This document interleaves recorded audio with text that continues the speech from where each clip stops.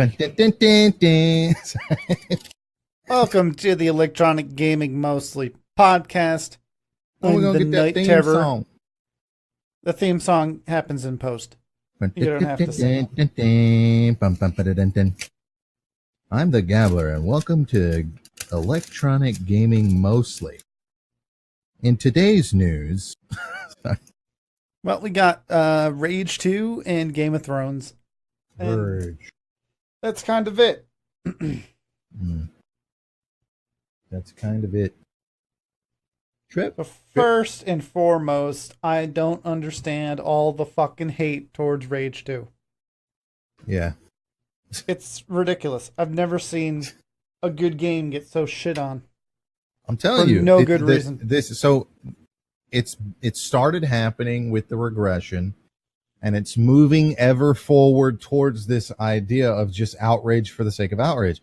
We've hit peak retardation in the gaming community, and I don't mean like gamers. Okay, like here's a good concept. If you play video games and you know what Gamergate is, and you kind of err on the side of the Gamergate people that believe that there was an ethics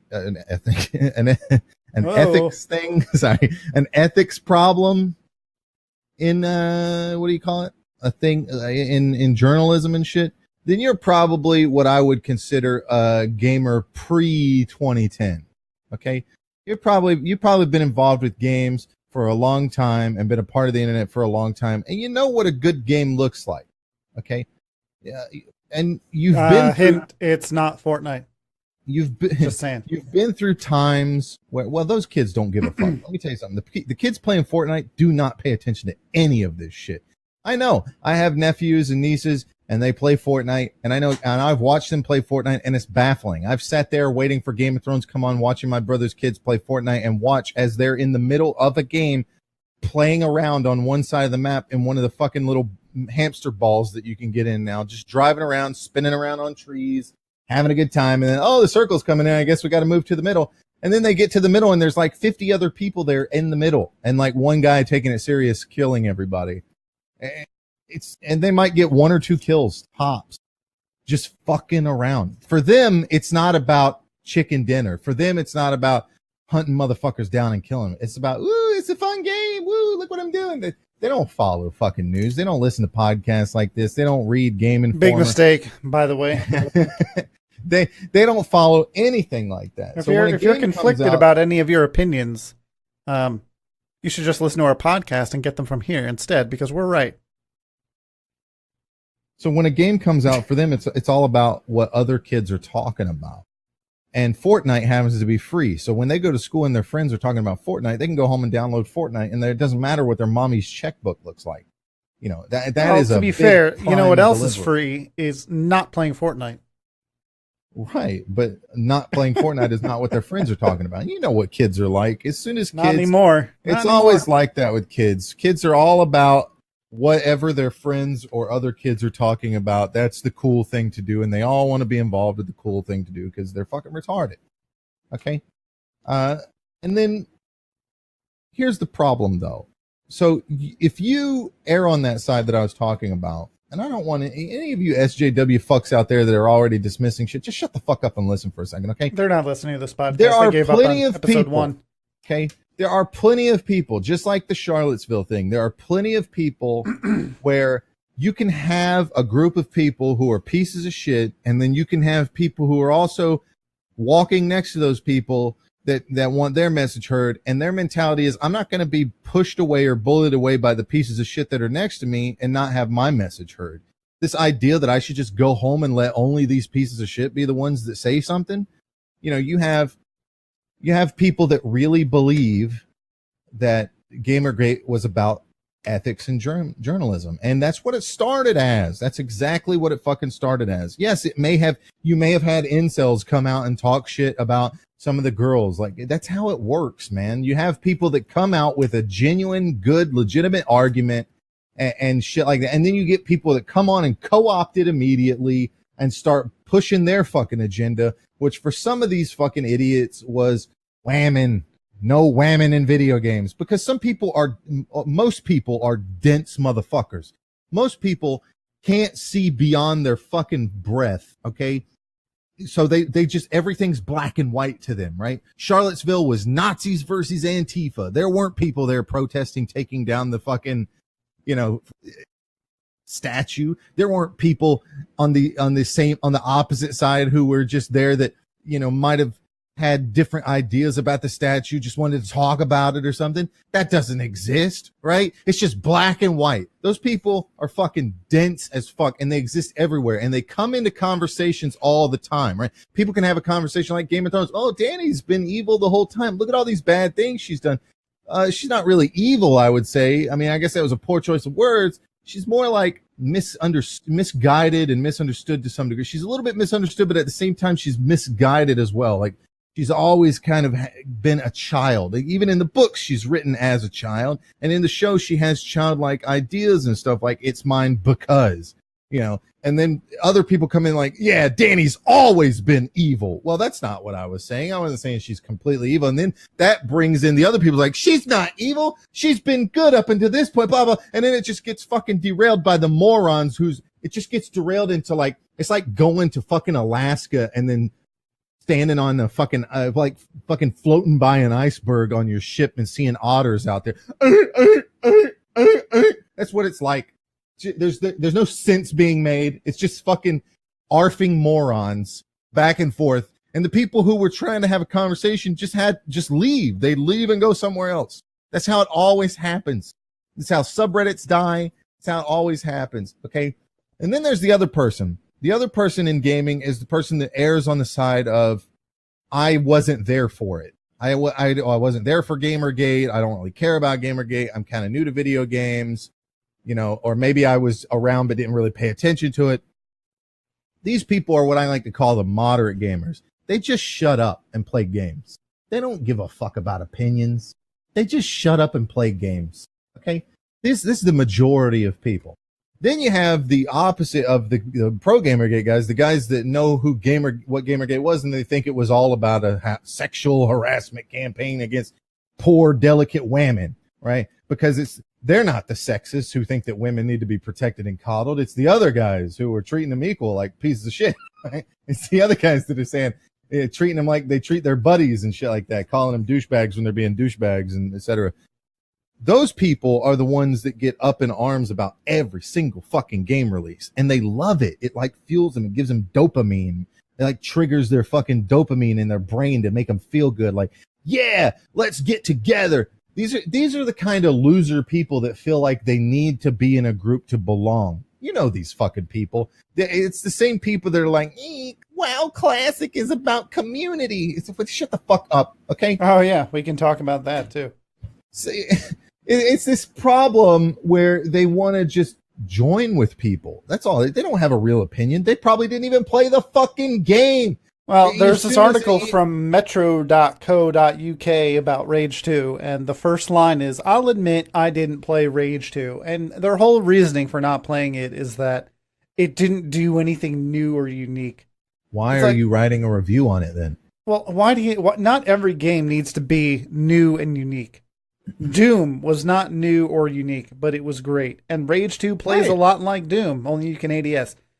But for what it is, it's great. Yeah, the open world could be a little more fleshed out, because I think I've been playing it for 31 hours and I'm pretty much done. There's no new game plus. There's a few things you can do after you beat the game and do everything, but it's mostly just kind of small repeatable quests and bounties and stuff. But the gameplay is fun. Like, this isn't absolutely a fucking story-based game. It's not a multiplayer game. It's a game where you're supposed to go around and fuck shit up, and the story is there to give you a little bit of motivation to do that. Because they're not going to put out a non-story-based game. So, speaking of that, every combat is amazing. It's so much fun to go in. Like, every time I go in and wipe out a whole fucking bandit den, the only thing I wish is that there was more fucking bandits to kill. Like, I want it to keep going. Right. Because you start out pretty OP, and then you end the game fucking god tier. It's pretty pretty insane. People are saying that they have issues and graphical issues, and I haven't had any a of that. couple crashes, People, whatever. That's individual problems, though. yeah, or people are saying that the graphics are bad. Like, the graphics are not bad at all. They're pretty damn good. It runs on the Vulkan API and a modified id Tech 6 engine. It looks Here's the thing that like PC if Doom had control. more varied environments and it wasn't like all either on the surface of Mars or inside some kind of, you know, scientific complex, that's what it would look like, and it looks really good. And some areas are dark, but it never really gets in the way of your gameplay. The areas that are dark, you're not supposed to do anything in anyway, so that's not really a problem. But I mean, granted, I have a 2080 Ti, but I got other games that I can't run at system. Yeah, well, I can't run other games because of optimization issues at 144 frames per second and still stream it. But this game never dropped below 110 frames per second at 1080p, and I could stream it just fine. Other than I had to window capture or monitor capture instead of game capture because it runs on Vulkan and OBS doesn't capture Vulkan for some reason. But this is exactly the kind of shit I'm talking about. The PC gaming community really needs to get together and shut the fuck up when it comes to who's like this idea that it's the game developer's fault if your system can't run a game perfectly. If you want a game to consistently run perfectly, buy a fucking console, okay? If you're on PC, you have to accept the fact that some games aren't going to be tailored towards your system. Now, game developers generally try to do this. They generally try to get it to where every system can run it.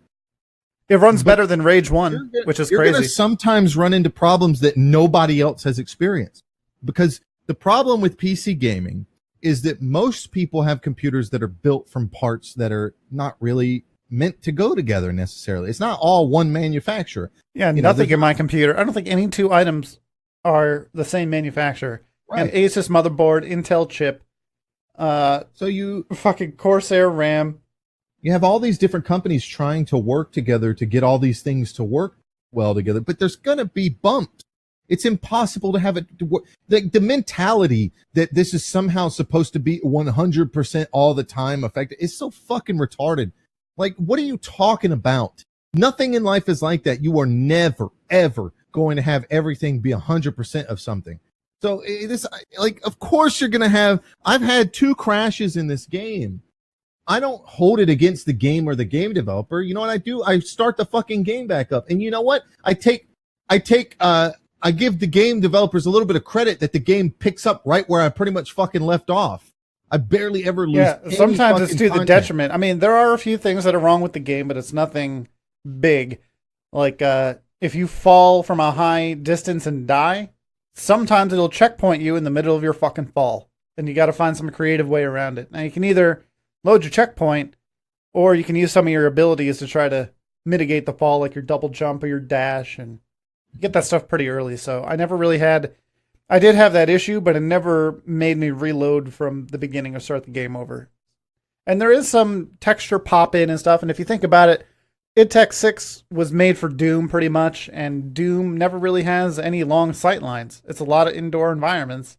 Right. So they had to probably come up with a creative way to load this shit in, but you have to be looking for it to see it. I mean, if you're not actively trying to look for it, you don't see it. Like, I can watch your stream and see that the game runs really well on your stream, and then on my stream, it doesn't run as well because my computer's not as powerful as yours. And that's on me. That's not on the game developer. But in terms of this game is a good fucking game. It's not an amazing game. Like, I don't know why every game has to be God of War now in terms of narrative and gameplay and everything. Like, God of War and The Last of Us, these types of games are what you would call golden eggs, okay? Magnus opums. They're like Magnum opuses. Magnum opuses. Magnus opum. Sorry, Magnus. That's the condoms brand. Sorry, Magnum opus. Magnums. Magnum openings. Magnum condoms for Magnum openings. What did I say? Did I not say Magnum opuses? You said Magnus opum. Magnus opum. Listen, it's fucking 83 sweltering degrees in my room right now. I'm probably dying of heat stroke. Here's the problem though. Those games are amazing games that come once. You think God of War 2 is going to be as good we'll as get the into first the God of War? meta You're of out the your reviews. Well, hold on. but No, hold on. Talk Because about the game first. this is some bullshit. Well, I am talking about the game. Because if you think Last of Us 2 or God of War 2 is going to be anywhere near as good as the first iterations of them, they're certainly going to probably be good games. But if you think they're going to be any as good as the first, you're fucking so wrong, because there's nothing like the first time you experience something new and unique and interesting. But not every game is going to be new and unique, and that's fine that this game isn't unique. This game is fine. It's like Doom with an open world element and a bunch of superpowers. What could you not? What more do you want? You want a fucking amazing story? I've even heard people say, like, man, Jesus this game would be Christ. great if it was more linear. It's like, then play Doom. Play Wolfenstein. Play Like, Doom or Wolfenstein. Those games are there for you. I They mean, play the same Wolfenstein way. is actually more similar to this in that you can ADS and you have some superpowers and stuff. And it's Yeah. linear. And it's still a good fucking game. There's nothing wrong with a game being linear, but I'm really glad that it's open world, because honestly, they can make every game out of the RE engine and this engine, and I'd be fucking happy. They look, at least on my system, they look and run the best. So, I mean, or Fox engine. Those three engines, which is, especially for id Tech, is saying something, because id Tech 5 was trash. But id Tech 6 and Doom Eternal is going to be the first game running id Tech 7. So, I'm excited. But basically, the game is, you're a ranger. You're the last ranger, which is like, I guess, these group of people that came out of these arcs and they got genetic modifications and all this stuff. Bad. And I mean, if you played the go first around Rage, and, well, okay, hold on. Let me go over the story because it's quick. There's this a fascist overlord pseudo government called the Authority, and you got to stop them. And there's these three people you meet in three different towns, and they basically send you on one mission, and then the next mission shows up when you get reputation with these guys, and then you go and you destroy the Authority. It's really a 3-part mission. It is a really short story, and it really just gives you an excuse to do all the side missions, right? Which is fine, because everything you do, it starts contributing towards the upgrades you get, and you get more powerful. And yeah, it's like any open world game. At the end, you're kind of like, well, I'm super powerful with nothing to do, and the game does need a new game plus, but I mean, what are you going to do? So all the activities are pretty varied. They mostly boil down to follow waypoint, kill everyone, which is fine, because that's what it's supposed to be. They're not trying to do anything more than that. But the activities include, like, some car shit. You also have a bunch of different cars. Only one of them is like your default car that has a bunch of different guns and weapons. But you can drive pretty much any other car you find in the game. Well, the game does need some things. Yeah. So you got that stuff. You got bandit dens where you just drop in and kill everyone. You got bounties, which are like the mini bandit dens, I guess. You go and you kill about 4 people, and those are the things that repeat at the end. You can just keep picking those up over and over. Then you got mutant dens, where you got to go in there and you have an endless spawn of mutants, and you have to deal with them while you're trying to destroy all their little egg sacs. You got a handful of missions where you got to go kill giant enemies. Are you going to sit here and name every single type? No, I mean, that's pretty much it. I mean, there's a whole lot of shit. Just the other day, we were playing last night, and I stumbled upon a type of mission I have never fucking seen before. And I've been just destroying the map for days. I haven't even done the main quest barely at all. Like, I had fucking level 9 with the guy before I fucking met him. The Dr. Cavassi or whatever. But that's the thing, is it doesn't really matter, because they're just going to send you out to do side quests anyway. And when you do the main quest, nothing changes. You still just go out and do side quests. I haven't ran into any problems, because I haven't ran into any slow things like that, because where they're like, well, go do more stuff, because I've just been doing so much stuff on the side, preemptively, just having a good time, trying to unlock vehicles and shit like that it really doesn't, it's really not a thing where I've run into it. Every time I go to them, they have a new thing. Yeah. So, I mean, if you just rush through the main story, it's probably 7 to 10 hours. And if you want to clear the map, it's about 30 hours. And if you stop and you read every little thing, which I didn't read anything, there's little data tablets you can pick up, but I didn't actually read any of that. So if you stop and you read everything, maybe 40 hours total. So is it worth the $60? Well, buy our $1 an hour standard? No, but I don't regret the purchase. And I'll probably put more time into it, trying to max everything out, maybe get some achievements. There's still DLC on the way, so. Yeah. There's a few audio bugs where you'll be in a mid-conversation with someone and their mouth will be moving and no words will come out. Yeah. But you just turn subtitles on if you really care about what they're saying, and I'm sure that'll be fixed soon. And I'll tell you, the story for me is boring, but to be fair, I think a lot of that has to do with the fact that I didn't really play the first game to its extent. Like, I think that if you played the first Rage, you're going to go into this game going, well, that's really cool. That's way cooler than I imagined it to be, because there's a lot of crossover. There's a bunch of characters from the first one that are in this one and are in leadership positions now, and that really kind of sets things up for you, because it's always nice to see something like that if you're interested in it. But if you've never played Rage, you're going to go in disinterested in the story because there's really nothing going on. It just throws you into the action. It immediately throws you into the action. And that's what this game is about, is the action. You're not supposed to care about character. It's really got that kind of Borderlands-y kind of concept going on where you don't really care about the characters because it's a post-apocalyptic and everything's kind of made fun of. I mean, the only thing this game is missing is toilets with shit jokes. And then it's Borderlands. Yeah, the humor is a little bit more subtle than some other games, but it's done. It's still there. Like there's this guy in one of the towns, and he's just hiding in a corner, petting a rat, giggling to himself, and his name is Wimothy Tillits. Like, you know, Timothy Willits, the developer. Yeah. And it, like, even look at some of these like board game, or not, they're not board games. What is it? It's like a TV dinner called Willits. Yeah.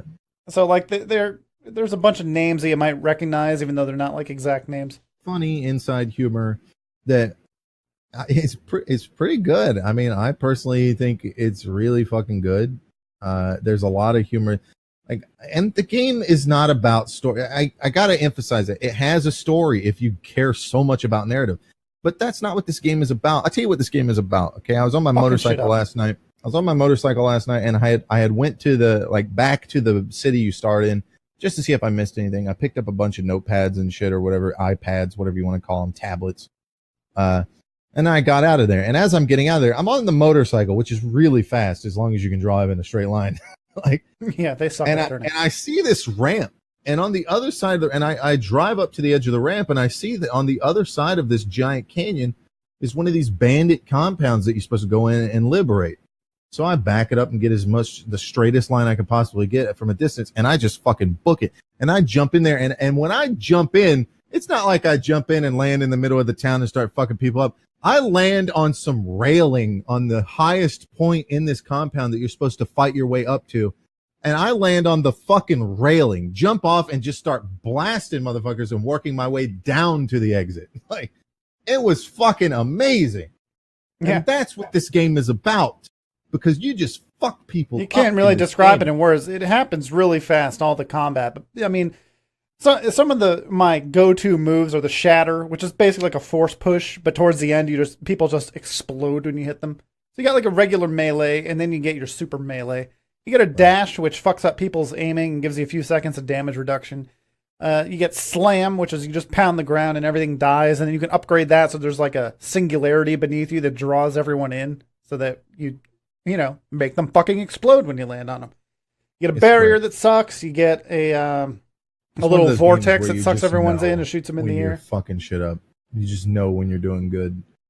You have those moments where you're like, fucking clip it. Like, oh my God. It's similar to Doom in that you feel really overpowered, but if you stand still for not even that long, you'll fucking die. Yeah, mobility is important.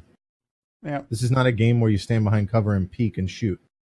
This is a game where you're meant to get up in their face and use your abilities to obliterate large numbers of enemies as quickly as possible. That's like one of my badass moments. One or two slams and they're fucking all gone. Yeah, and everything has a cooldown, but you can reduce that through upgrading and all that. But probably one of my cheats that you can unlock by buying them in the game. So all these fucking kids that are always going on in these fucking subreddits about, remember when you used to just be able to unlock cheats? You can do that in this game. Everything is unlockable. Yeah, they disable achievements, but I haven't even felt the need to use them. I'm just saying they're just there. I mean, Everything that you unlock in this game is done in the game. It's not some paid system. There's no monetization in this game whatsoever. Oh yeah, there is. Want to bitch about it, but you don't need to. Yeah, you can go into the store and you can buy points with money. There's a store? Yeah, you can go in and you buy points with money. I didn't even fucking know. And then you can get weapon skins, but you can also buy the weapon skins just with money in the game, in-game money. So these are the kind of games that you're supposed to prop up because you want the industry to see, look, they did it right. But you're going to shit on this game, and game developers are going to go, guess they didn't like that, so no more of that shit. It's so fucking stupid. But one of my funny moments from yesterday was that there's a move called Barrier where you throw this thing out and a little energy barrier shows up that you can take cover behind, which it's useless because when do you ever just sit behind cover, you know? But right. I killed everyone except for one of these shield enemies. There's these enemies that have giant shields that you can't shoot through, and then they just rush at you. One of the upgrades for the barrier is that the barrier does damage when enemies touch it. So as this fucking thing is rushing at me, I throw a barrier down, and they run through the barrier and just fucking explode into little bloody pieces. It was pretty great. I should have clipped it. But, I mean, games are always mostly about gameplay. I mean, sure, there's some games out there that they're all about story and the gameplay is kind of not that great. Like, you know, Last of Us. I might catch some shit for that, but it's true. The gameplay in Last of Us was not fantastic, but the story was really good. This is not one of those games. This game is all about gameplay. And the moment-to-moment gameplay is really fucking fun. Yeah. And that's what games are supposed to be about. I listen, I agree that story is the backbone of a video game, but the meat is the gameplay. And that's the most important part, because it doesn't matter if you have a spine if you don't have any muscle to move your fucking body around. It's a backbone in that every game needs a story, in my opinion, to some degree. Or else it's just, I mean, look at Fortnite. Nothing. I mean, original Fortnite, sure. Current Fortnite. PUBG, what's the story there? There's no intrigue to that. You can't have like one little thing, not even like a simple concept of like why these people are here. I mean, there's certainly a story, they just don't explore it. Even Overwatch has a shitty story going on. Yeah, and it kind of enriches the game a little bit. You know, I think you can throw people into gameplay and not shove story down their throat and still have an interesting, unique story that kind of enriches the game a bit. I mean, don't make me sit through cutscenes if your story sucks, which this game doesn't do, by the way. You can literally just walk away from people at any time or skip dialogue.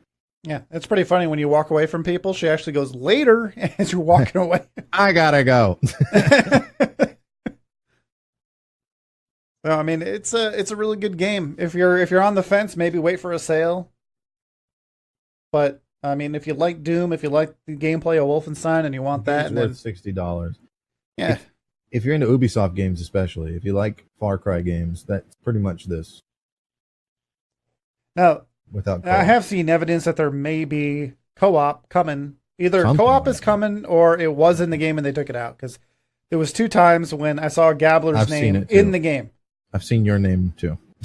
Yeah, and like it wasn't that he was online and that's where he was. Yeah, there's a friends list, but there's nothing to do there. You go into options, you go into friends, you can see all your friends, and that's it. Hey, look, I have a friend. I have one friend.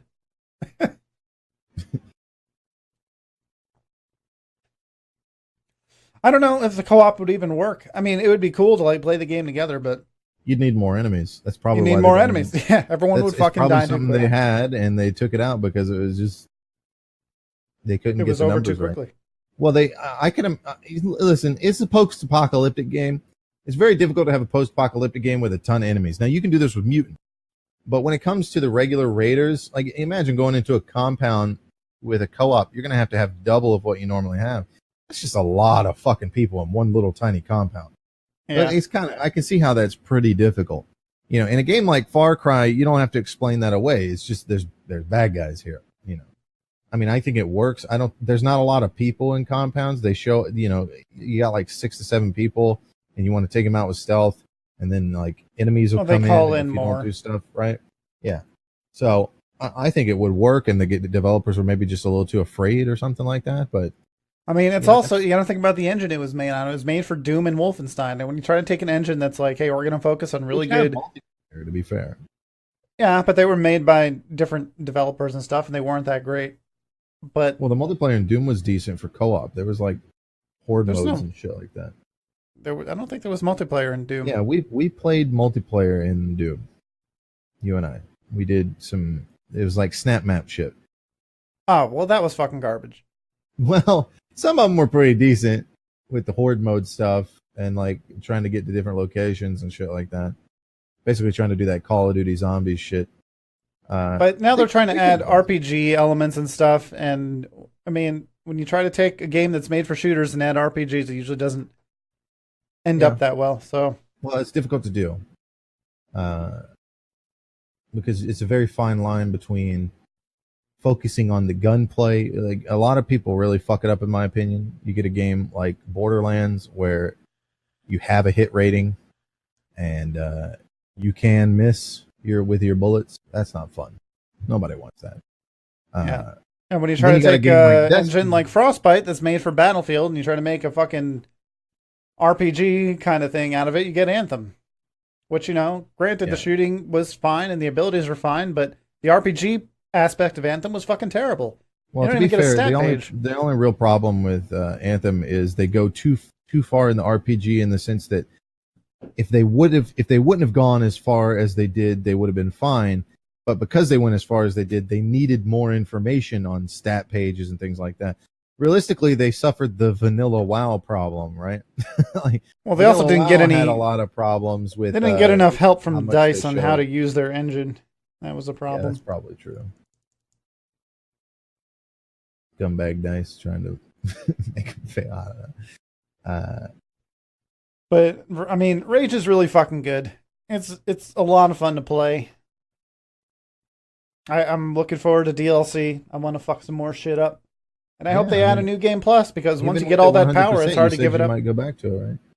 Well, yeah, I'm definitely going to go back to it just to fuck around in the world and finish up, you know, a few things. I'm not quite maxed out on all my skills, so I got to max that out. But it's like diminishing returns. Once there's nothing left to do except for bounties, you know, everything levels up really, really slowly. And I only need to level up like 2 more times.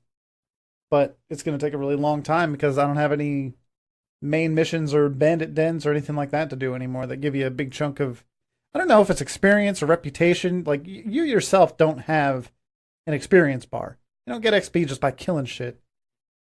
But like, there's 3 different people you meet and they have 3 different colors assigned to them. And every mission has a different color assigned, you know, that's respective to whoever you're doing the mission for, basically. And every time that you complete one of those, it levels up your reputation or experience bar with that person. And then each of those people have a different talent tree. And you just dump, you know, points into your skills for each of those talent trees. So the stuff that I need, I got like 2 skills left from one of these people. And I don't even need to have them. It's skills that I never use or aren't that useful. But at least it gives me some kind of fucking excuse to go back in there and fuck shit up. I'd give it a 9 out of 10 for what it is. For what it is, it's a 9 out of 10. Yeah, I give it an 8. It hasn't attracted my attention as much. I think you like shooters a little bit more than I do, and that's why I just take 1 point off of it. Is because, for me, it's fun. It's not much different than Far Cry.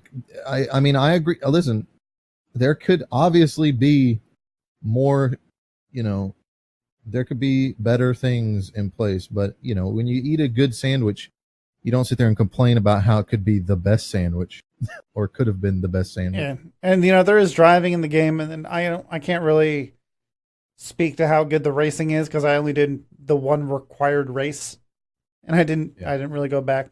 And I'm also playing on mouse and keyboard, so I don't know how it feels on a controller. It might be made for a controller, I don't know. But I don't, I'm a little biased because I don't like driving your vehicles really in any game. I don't like it in Battlefield. I don't even like it in GTA. So. Yeah, I watched you running around half the time. Yeah. But you don't really need a vehicle. You have a full speed sprint. And then you got a super sprint, and then you got fast travel. I mean, most of the time if I'm using a vehicle, I'm using the Icarus, that little mini helicopter that you get so I can just fly over shit. Mm. If I gotta go kill convoys, then I use a car. And sometimes I just feel like using a car because I'm like, you know what? I have to go from point A to point B, but I want to fuck shit up along the way. And that's another thing. For all these people that say the world feels empty, I don't understand that at all. There's never a moment of quiet for me. There's always fucking two factions fighting somewhere. There's always people standing on the side of the road waiting to fuck you up. Like, for being a fucking post-apocalyptic wasteland, there's a lot of fucking people just around. Yeah. I mean, there's spaceships dropping off fucking That's part of the problem authority with sentries. post-apocalyptic games is, you know, it works in Fallout because Fallout is kind of a slower game. You know, you're not running at breakneck speeds and shit like that. So it works to have less people in the world because there's supposed to be those somber moments where you feel alone walking around in a building with no enemies whatsoever. And that's the point of it. But when you get a game like this, I think post-apocalyptic isn't that great of a setting because there's too many fucking people.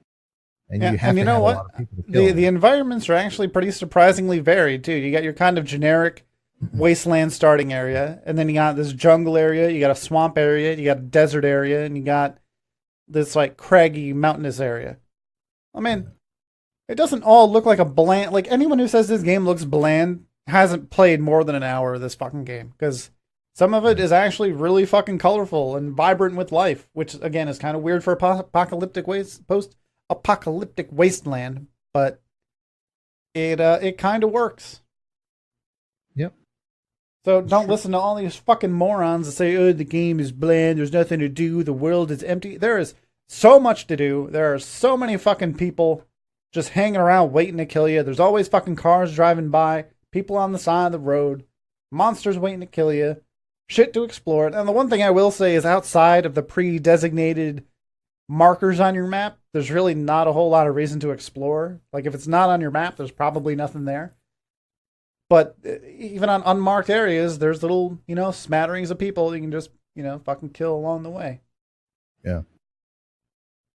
I think what they should have done was, the reason why it works in Doom is because there's a bunch of fucking demons. I think they should have focused more on mutants in this game. They should have had mutants be the main threat, whereas groups of bandits would have been less of. There's way too many bandit encampments, and there should have been way more mutant overgrown areas or something, because I can believe that there's a ton of fucking mutants. Like, they're just fucking like rabbits underground. Yeah, well, they're mostly relegated to being underground. Yeah, but I mean, why? And most of the times when you got to do mutant missions, they endlessly spawn until you kill all their eggs. So, I mean, it seems like there's more of them. They're just all concentrated into these handful of mutantness. The armor system also, I think, works pretty well. You don't get armor, but the enemies do, and it seems pretty bullshit at the beginning. But most of your weapons have some kind of destroys armor really fast. I would disagree. I would say it seems fine in the beginning, and then mid tier seems bullshit.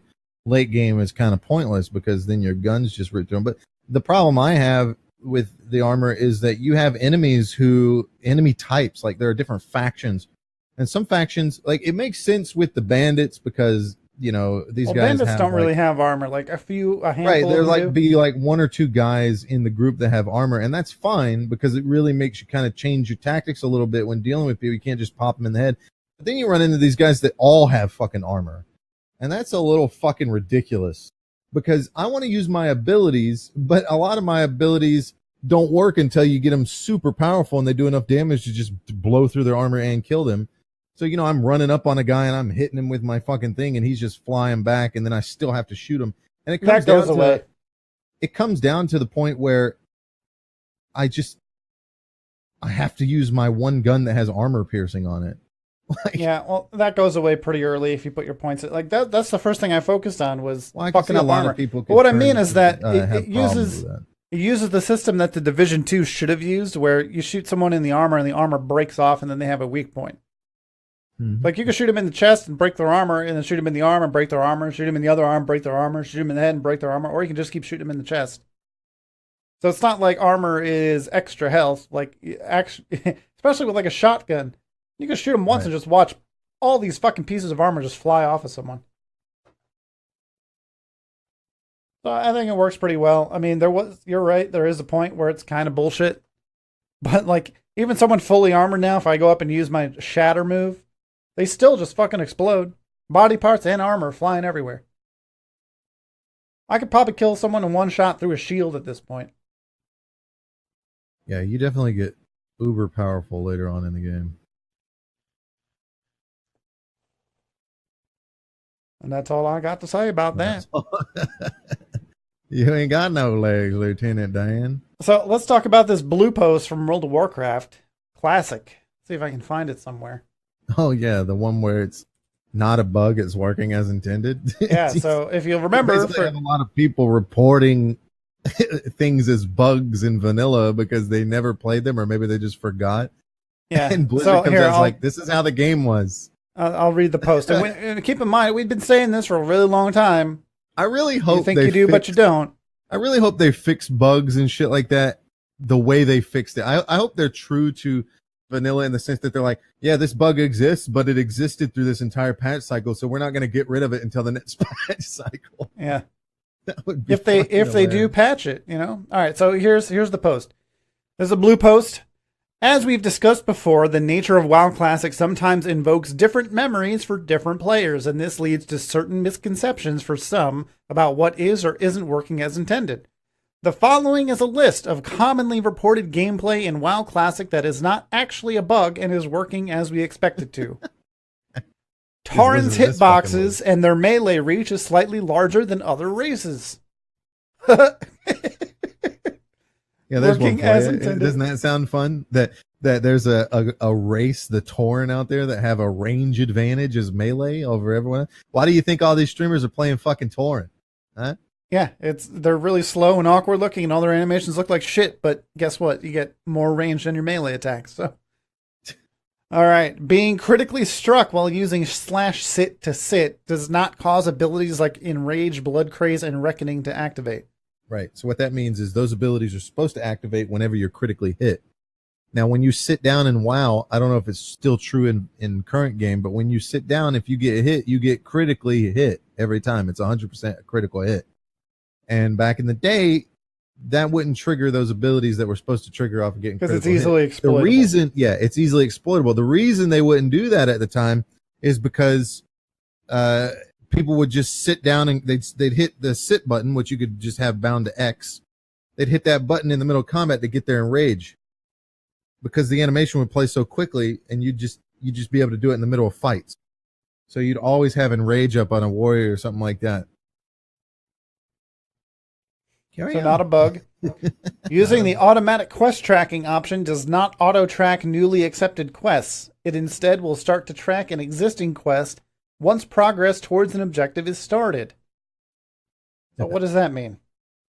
Okay, so read it again one more time. I don't even remember any automatic quest tracking back in the day, but all right.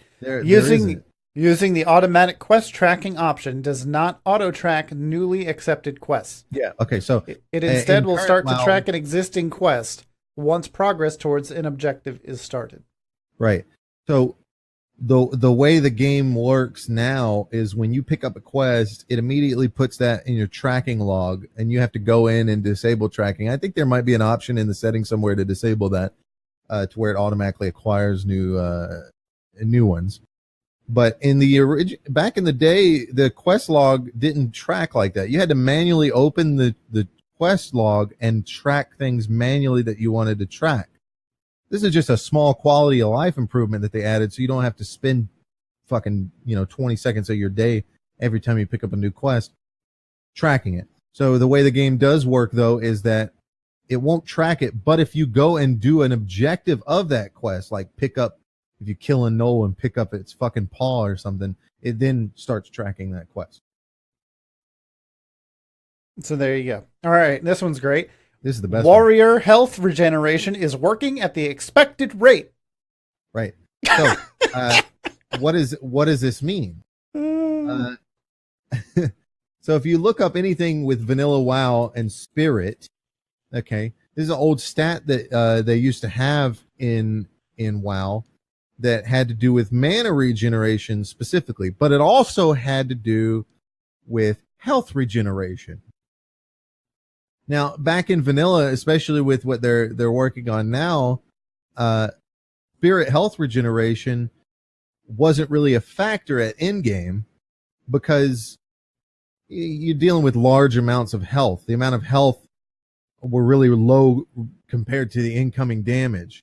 But at lower levels, it was kind of set to a nominal rate where, if you're playing a warrior right now in WoW Classic, your first 20 levels, you're going to find that when you kill something out of combat, your regeneration's pretty good. It's going to feel similar to what it is now.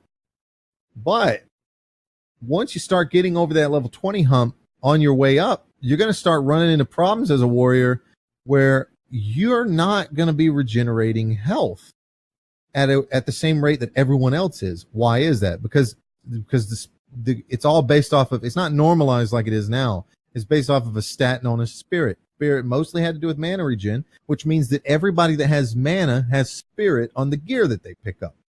So that means hunters, mages, warlocks, shamans, priests, paladins, and so on and so forth. The only classes that don't deal with spirit are rogues and warriors. Now, rogues and warriors, the reason why rogues don't have a problem with spirit is because they dodge a lot and they kill things before they come out of stun lock. Remember, this is before diminishing returns existed. So you're not going to see a problem with rogues, but as a warrior, you're taking hits to the face constantly. You're going to see that your spirit, because you don't have any spirit. Oh, and also, you can't use plate until level 40. Right, you can't use plate till level 40. Your health pool is not that great, and your mitigation's not that great. So what starts to become a problem is until you start getting full wrath from BWL, you're not seeing a lot of spirit on your gear. And even when you do get that spirit, and people used to, it's funny because back in the day, people used to laugh at it. Blizzard's itemization, spirit on warrior gear. These fucking idiots didn't realize that it was giving them health regen. Okay. Now, most classes have base spirit as well. This is another important factor. Most classes with mana have base spirit values that go up higher. Just like any D&D game, their spirit values go up higher per level than a warrior's does. Obviously.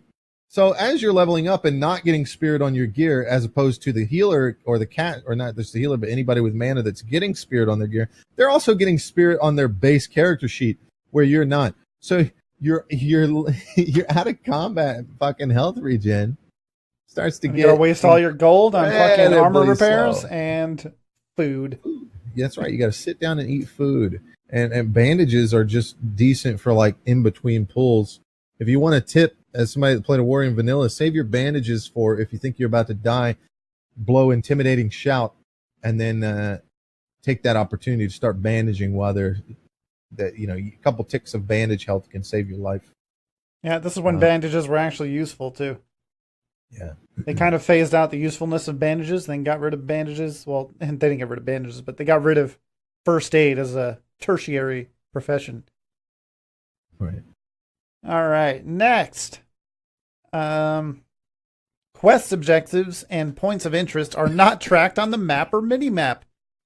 Oh, the good old days. And also, they didn't mention this, but if you gotta go pick up 15 bundles of wood, for a quest, the fucking bundles of wood don't glow or sparkle. They're just there. Yeah, so you have to look for them. That sparkle. So you have to get the quest, read the quest, read where to go, find out how to get there, and then look for yourself. There's no fucking arrow pointing you there. They're not marked on the map, and they don't fucking sparkle to point themselves out. Yeah, and this is the best. Yeah, fuck all these grounds we've been...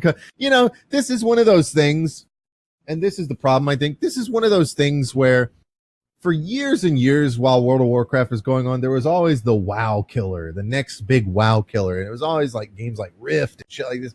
It was going to kill WoW, man. And you know why it didn't kill WoW? Because World of Warcraft, unlike other MMOs, adopted good systems from other games. It has stayed up to date. That's precisely why it still exists 15 plus years later. And these people don't get it. They're like, that was the best ever been. No, it's not. If it would have stayed that way, it would have disappeared into the distance, just like EverQuest. Okay? Jesus Christ. I don't think anybody's going to sit here and say EverQuest wasn't a good game. But at the same time, the old EverQuest sucked. Okay? It sucked because standards have changed. It's very similar to Go play Half-Life. Go play Half-Life again. Just go do it. It doesn't hold up. You remember it because of nostalgia. It was a good game back then. But games have come along that do narrative way better in FPSs and do FPSing way better than that game did. That's just the way it works, man. It's just, you're living off nostalgia. You live on a throne of lies. Completed quests are marked on the mini-map with a dot and not a question mark. Yeah, well, that's because nothing else was marked on your mini-map. That's right. There were no exclamation marks to show you where quests were at. There were no question marks to show you when they were. There were no dots to show you where your fucking herbs were. I mean, I think if you were a hunter, you could like mark these. You had to track. No, you had to. So there were dots, but everybody had a skill in their profession book. If you had like herbalism, that you had to activate to track herbs. It wasn't just naturally something that occurred. And by the way, the dot system was what was used for every objective at all times. There are no circles on the minimap or zones that tell you where these enemies are located. It's just a dot on the map that tells you this is where it's at. It's always great when it doesn't point you run to the dot. You run to the dot, and it turns out that you have to go a mile away into a cave and backtrack underground. Yeah. Yeah. Feared players and NPCs run fast and also right off of cliffs. Yeah.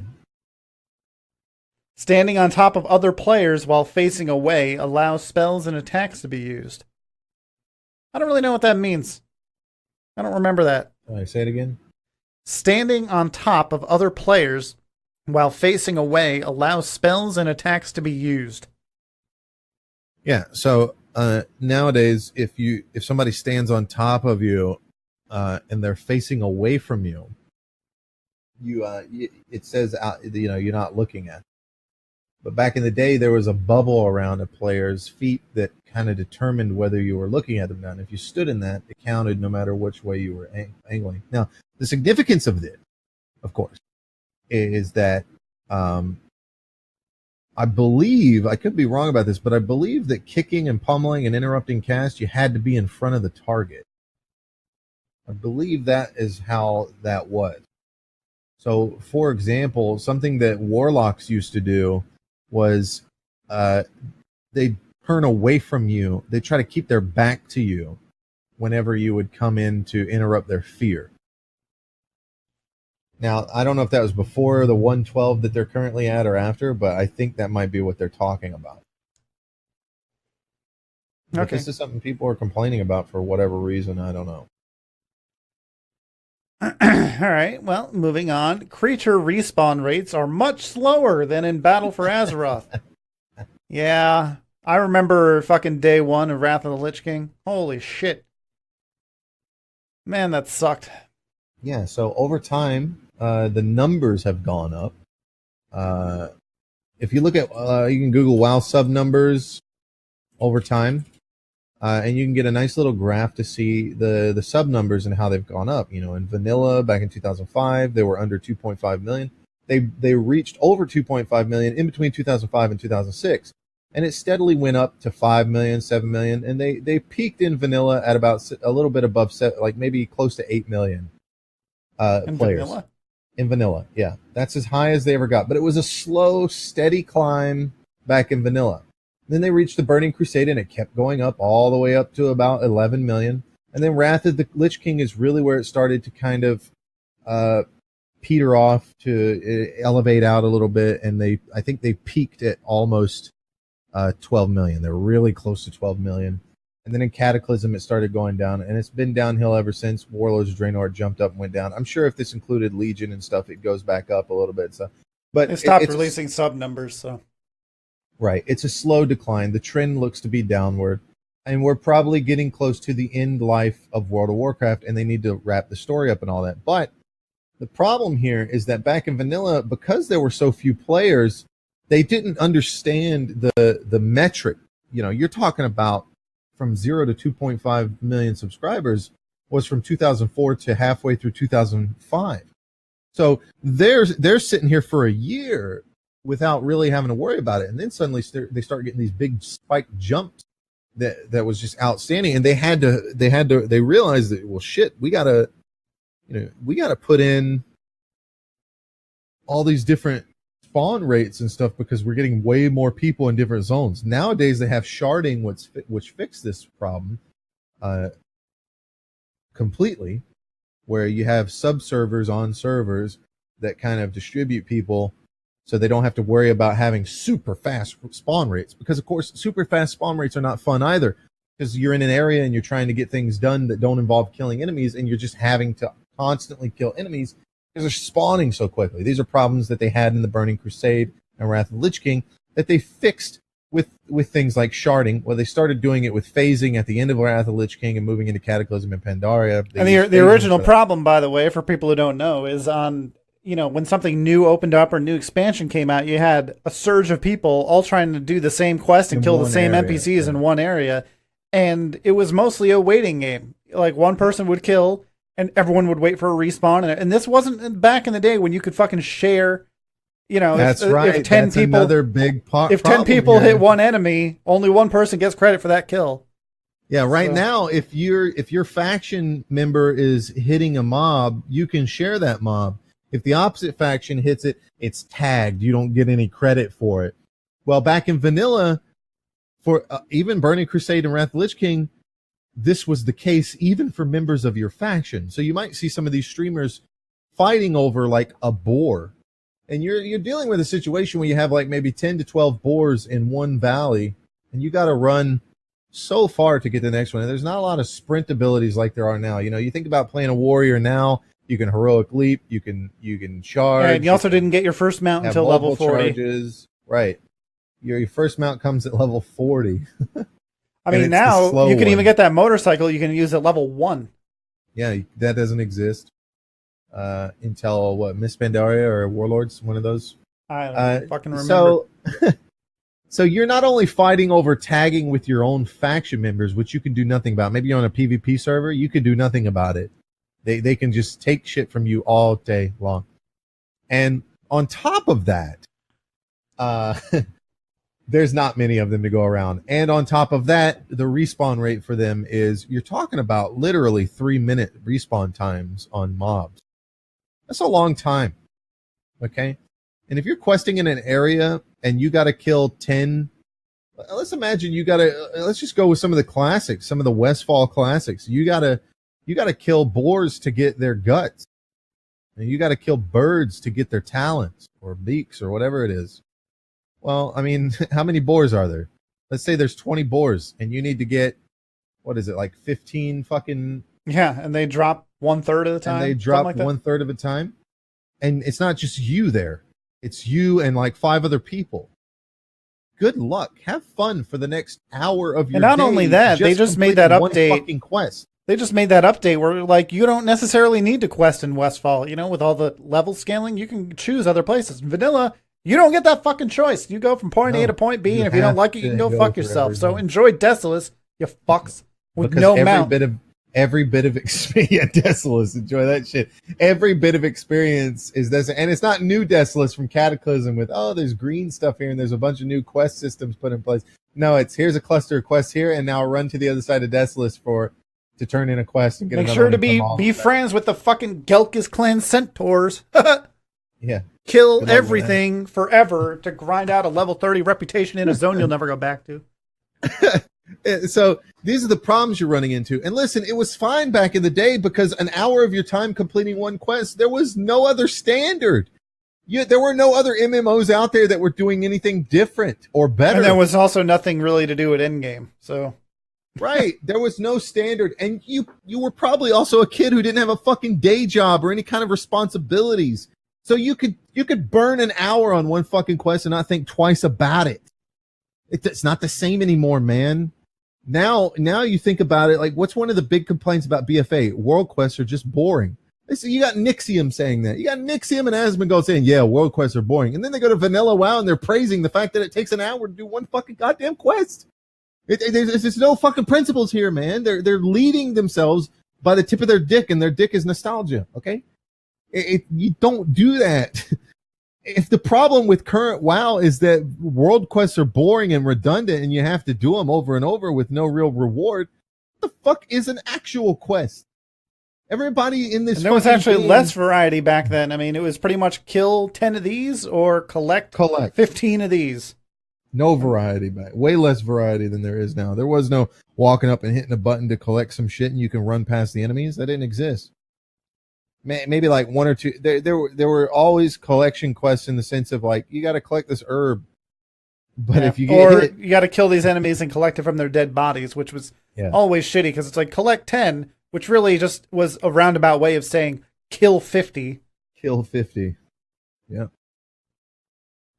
And people have been complaining about that kind of shit for a long time. People have been complaining about the drop rate on quest items for a long time, and Blizzard has messed with it a bit. They used to come to your face and tell you shit oh no, what happened is you're a fucking idiot and you shot them. You're an expert marksman hunter, but you shot them in the kidney, you dumb, stupid idiot. That's how we explain. Oh, you were here to get eyeballs, but you were bashing them in the face in their eyeballs. Like you're a fucking moron. That's the fucking, it's literally the excuse their community managers used to give people, and people wanted nothing of it. And they still kind of, to very rarely degree, do collect shit from dead bodies. I just don't understand. Like, if you say go and collect 10 of these, 10 eyeballs, right? Why do eyeballs only drop 1 out of 10 times? Wouldn't it be better? I mean, at least it would feel better if it was like collect 50 eyeballs and 2 dropped every single time. If you're going to make a game where you have to collect eyeballs, okay? This is for all devs out there. This is coming from an indie dev that hasn't made a single game. We got a lot of devs listening to this podcast, okay? So just so you know, we're pretty big. We're growing. We've gone from under a year. We're the largest, fastest growing video game podcast and radio show in the nation. So you're talking about, listen, this is the trick, okay? I'm gonna give it to you. You're talking about a guy that's never graduated college. You don't need you don't need certifications or degrees for this information. Hold your buttholes. Here it goes. Listen carefully. Perk your ears up. If you're going to make a game where you have to collect objects from a fallen enemy, like, for example, eyeballs, every enemy should drop 2 eyeballs every single time. Otherwise, you're saying the player is an idiot, which you don't want to do. You don't want to insult your player, but listen to me, hear me out. I know what you're thinking right now, but wait a minute. They'll just have the eyeballs that they need in 5 seconds. No, wrong, because instead of 10 eyeballs, you do 50, you stupid fuck. I just said that, man. I know you just said that. I'm reiterating it in a way they can understand. Okay? Trust me, I'm a developer. Okay, I know how these people think. Okay. Well, I did graduate from college, and I said it first. Yeah, whatever, with his college words. All right. What's the next one? Where do we leave off? Okay. NPCs, which offer multiple quests and may inconsistently display them as a dot or an exclamation point on the available quest list. They were inconsistent in 1.12, and we've reproduced the exact inconsistency they had back then. Props to Blizzard for reproducing inconsistencies. Yeah, it's what you wanted. It's what Props you wanted. Do more of that shit.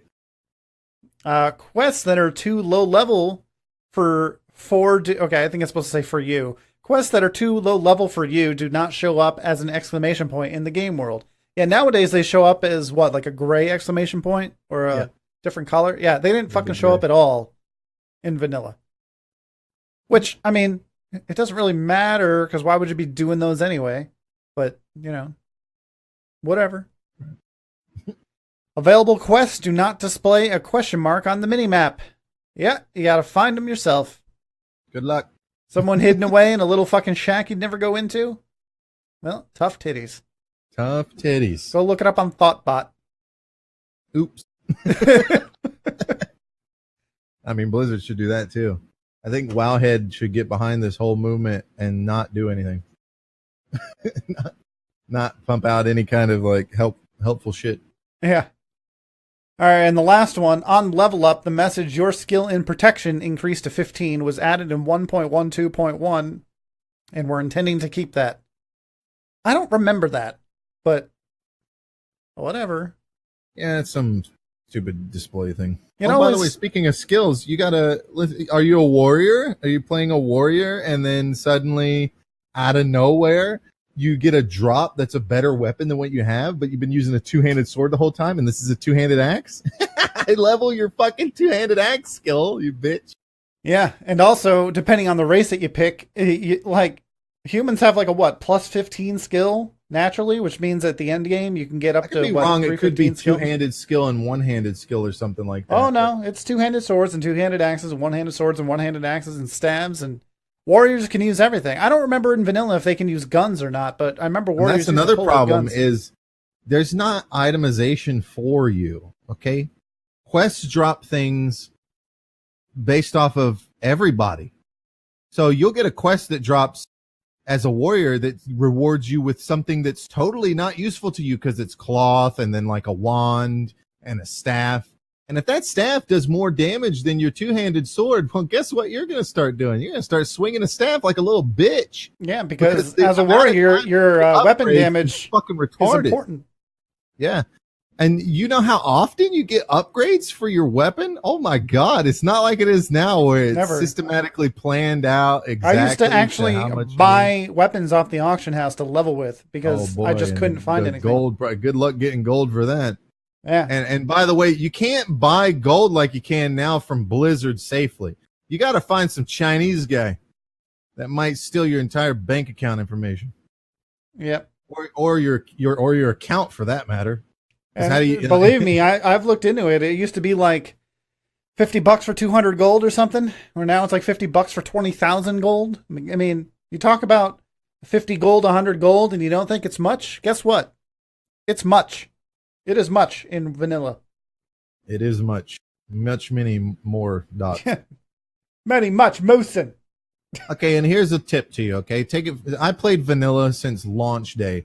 At launch day, I played a druid to level 30, and then we changed servers because of our own fucking reasons. None of your fucking business. We changed servers, and then I played a paladin back when paladins were great. By the way, we're talking about Because of a bug.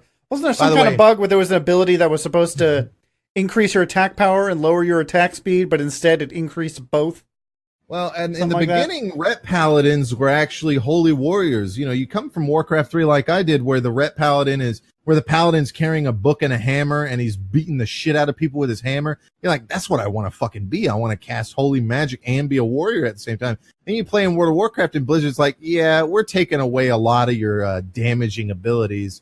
And you just auto attack now with the two-hander. Isn't that fun? And then everybody starts telling you to go healer. Every time you go into a dungeon, your DPS sucks so much compared to the rogues and the mages that they're saying, why aren't you a healer? It's one of the best healers in the game. You get mana back so easily. You're I one of mean, the best that's really healers the in only game. reason why paladins were even playable back then, is because you did have a semi-viable but slow way to level. But then you always had to switch to healer at the end, whereas like priests Well, I'm going to fucking get to that. suck to solo level. I'm going to get to that because you can get. I played those two classes, and then I played a warrior all the way to max level, and spent the rest of the up until Wrath of the Lich King playing a warrior. Okay, that's what I did. Now, here's what you need to think about. Warrior is acceptable. You can play a warrior in vanilla right now, even in WoW Classic. If you're going to make a character and play that game, you can play a warrior if you want to. But remember, they're going to have the hardest time with health regen, and you're going to have the most downtime as any other fucking class when it comes to in between fights. It's not going to be banging off to each fight like it used to be, like it is now, rather. Okay? That's what you're going to be doing. And I mean, you didn't have what the fuck is that ability? Victory something? Victory Rush, right? No, Yeah, where that doesn't you like exist. after you kill someone, That's you a Burning Crusade edition. yeah. So you can absolutely play a warrior if you want, but understand you are going to be a tank. You are going to be a tank. There is no hybridization in vanilla. Hybridizing does not come until the Burning Crusade. Now you can get away with some DPS hybrids if you're like maybe in a progression guild with a lot of people doing Nax. Like if they put Nax 40 in there, yeah, around the time of AQ 40 and Nax 40, you can get away with being a Fury Warrior and doing decent damage. You're not going to beat the rogues. You're not going to beat the mages. Your only hope is that you're friends with the guild master, or you are the guild master. That's your only fucking hope, okay? And if you care about progression, you're being a detriment to your community and your friends by playing a Fury Warrior.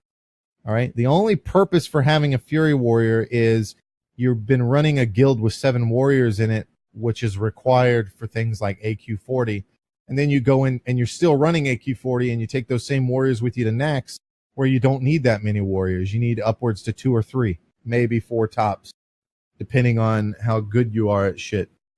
Because that's around the time Blizzard started moving away from having 5 to 6 tanks for fucking encounters, okay? You think about like Gar in Molten Core. In Molten Core, you need 5 to 6 tanks to tank every one of his ads. Oh, and let's not forget about fucking threat meters. Let's not forget that as a DPS class, sometimes you just need to fucking stand there and do nothing so you don't pull. So if you want to do DPS and have fun, play a DPS class. If you want to tank, you can only play a warrior. If you like tanking in World of Warcraft, you can only play a warrior. I'm warning you, do not level a paladin. Do not level a druid. They do not get to be tanks at endgame. Okay? No way, no how. Warriors are by far better, way better, miles better than those other classes at tanking, and they will be required. I never once in my entire time playing vanilla saw a paladin tanking or a druid tanking. It never fucking happened. And likewise, I never saw a paladin DPSing or a priest DPSing or a shaman DPSing or a druid DPSing. If you want to play a druid, if you want to play a shaman, if you want to play a paladin, you are going to be a healer. Okay? Same for priest. That's all you get to be at endgame. Nobody wants you to be a shadow priest, okay? I don't care how much you think your vampiric embrace does for healing. It's never going to be as good as a holy priest healing. And discipline is a fucking joke, all right? Holy paladins. And most classes are like that. Most classes Why? have that third class that's viable now. That was a fucking, like, Arcane for mages is a fucking joke. I remember someone asking me, like, what's better, fire or frost? And I'd be like, well, it depends on the content. You know, frost is better for leveling because of survival. And they're like, what about arcane? And I'm like, arcane is for buffing your other specs. That's it. There was no arcane blast. There was arcane missiles, and there was arcane explosion. That was it. For mages, frost is only viable because you are forced to be a frost mage for endgame. Fire technically does the most damage with things like Pyroblast and Palm Pyro. But Frost becomes the thing that you're required to play if you want an in-game raid. Right, by the way, it's funny I mentioned that because Palm Pyro, Presence of Mind, that's an arcane talent. So it's just buffing your fucking fire spec. So you are forced to play Frost because of fire resistance on the enemies in Molten Core and Blackwing Lair. It's not until AQ that you start to go back to fire. And by the way, I know you might be thinking, yeah, but I don't really want to raid. What else are you going to do? What are you going to do? What? What are you going to run? What? What else are you going to do? There's no transmogging. There's no fucking transmog runs to do. There's nothing. There's no world quests. You don't even need to rep There's grind, not really. even daily quests. I'm still neutral with the Argent Dawn, my dude. They introduced daily quests during Dire Maul or something like that for like reputation grind only. And you know what the quest was? Turn in cloth. You don't want to raid. Oh, you're going to do PvP? What are you talking about? There's no PvP gear. There's gear that you can get for PvPing, but it's not PvP. Drops from the raid. You know what the best way to PvP is? Go get raiding gear and then go PvP. I don't want to raid in vanilla. Oh my god, I'm just going to do dungeons. There's no heroic dungeons either. And dungeons, it's not like, oh, I'll just bang out a few dungeons. No, you're going to sit in a fucking town for an hour group finder. trying to fucking find these people. But don't worry, because the community is great about that. Oh, they're great people. And if someone is fucking incompetent, oh, you can kick them, but then you got to fucking go back to town. And unless you have a mage in the group, you got to go manually or hope that your Hearthstone is in the correct place. Fucking spam enjoy trade Ironforge. Yeah, right? Just stand in the bank in Ironforge. Hey, we need one more because our tank was an idiot. No, you don't get to have our tank was an idiot. You're grit your teeth and bear it for 4 hours while you slug through this shit. Yeah, while you slug through a fucking sunken temple in the middle of fucking nowhere underwater. No one knows where to go. Temple. It's not new Sunken Temple where it's like, yeah, we fleshed it out and made it better. It's old Sunken Temple. Like, what the fuck is all this nonsense? Enjoy Dire Maul. Fucking kidding me? Enjoy Dire Maul. It's not you don't do wings in Dire Maul. I remember Dire Maul very well. You do the whole thing. There's actually a spell that you had to get in Dire Maul for mage. What the fuck was it? There was something in Dire Maul. I think it was your food. It was your fucking food spells. So Blizzard, this is another thing. You have to go back to town and buy your spells. They don't just show up in your book. And you got to get the new ranks or you're doing less damage. You got to get the new ranks, and we'll get the ranks in a second. And if you're a Frost Mage and you're doing, and you're trying to raid endgame, guess where rank 11 Frostbolt comes from? AQ 40. Guess I got to raid after all. And if you're a healer, enjoy 16 different ranks of a fucking heal. Sorry, I'm just exaggerating. It's more like 11. Enjoy all 11 ranks of your heal. Enjoy that. It's always a good feeling where it's like you get your new spell and you're like, man, I do so much damage. And then like 10 levels later, you're like, this spell sucks. Yeah. It doesn't level up with you, kids. And Dire Maul's right there with you. Dire Maul has some you got to go there for certain spells. And that's, that was going to be a raid they added, but they decided to make it a 5-man. And hey, I was happy with it. I think Dire Maul is one of the best things they ever did. A long 5-man dungeon. I think they need to do more shit like that. Different wings and shit. Like, yeah. Yeah. But the thing is like, they've now broken it into wings, but it wasn't wings back then. You just do the whole fucking thing. Yeah. But the whole thing with first of all, as a mage, food and water are 2 different spells. Yeah. And you get 2 different things, food and water. There's no tables. So when you don't make have it for everybody, yeah, one at a time. And when you don't have your max rank water spell and you need mana, prepare to sit down for the full 30 seconds. Oh, every pull. Full 30 seconds. Every pull. So here's how it goes for a mage in a raid. Oh, everybody needs food and water. Okay, let's just start conjuring. You don't put a table down for everybody to click on that goes in their bags, and you got to trade with everybody. Yep. Oh boy, is that fun. Oh, and if you're a warlock and you run out of shards, guess what? You got to have the whole raid wait on you so you can go out and get more shards. Oh man, what patch did Blizzard add in fucking bags just for warlock shards? And even then, it's still not enough. Okay, because shards don't stack. It's 1 shard per slot. And every ability you have uses like shards for anything that's useful in terms of your DPS rotation. Listen, I'm telling you, do not play anything but a warrior. If you want a tank, play a warrior. You can get away with doing DPS as a warrior, but you're going to cause problems for people. If you want a DPS, you play a rogue. Don't play a mage. Play a rogue. Take it from someone who played a mage. Don't play a mage. Rogues win World of Warcraft in vanilla every single way. The downtime between kills, the time that it takes for them to kill, PvP. And by the way, play on a PvE server because PvP is useless. PvP, if you're on a PvP server or you want to go PvP in a battleground, you are invisible to people. Well, okay? Unless you want to never get anything done in the Hillsbrad only Foothills. strength that warriors have is Mortal Strike. That's it. Mortal Strike. They're the only ones with it. Healing debuff, which doesn't matter because arenas don't come into existence until fucking Burning Crusade. So, enjoy that. Enjoy 2 battlegrounds. It's 2, right? No, it's 3. They're at a Wrathy Basin. 3 battlegrounds. No, that was later. No, Wrathy Basin was vanilla. It was later in vanilla. It was vanilla. Was it 1.12 though? I don't remember. Yeah, so you might have to deal with either capture the flag in Warsong Gulch or say goodbye to your entire fucking day, Alterac Valley. Alterac Valley. Fucking one round to Alterac Valley takes like 10 hours. Oh my god, it is. It's you can get back into the same Alterac Valley you were in earlier that day. It's happened. It's happened. Okay? And you're talking about, it's not like, hey, everybody runs past each other like they do now and go to the objective and some people fight. No, it's one big battle line of everybody fighting back and forth. And you might think that sounds epic, but the problem is people respawn. That's where it's not epic. So it never ends. Like an epic battle between, 100 people versus 100 people or 1,000 people versus 1,000 people. That sounds cool when everybody dies and never comes back and one side actually starts gaining ground and wins. But that doesn't happen here. People respawn in clusters and get back to the front lines and reinforce.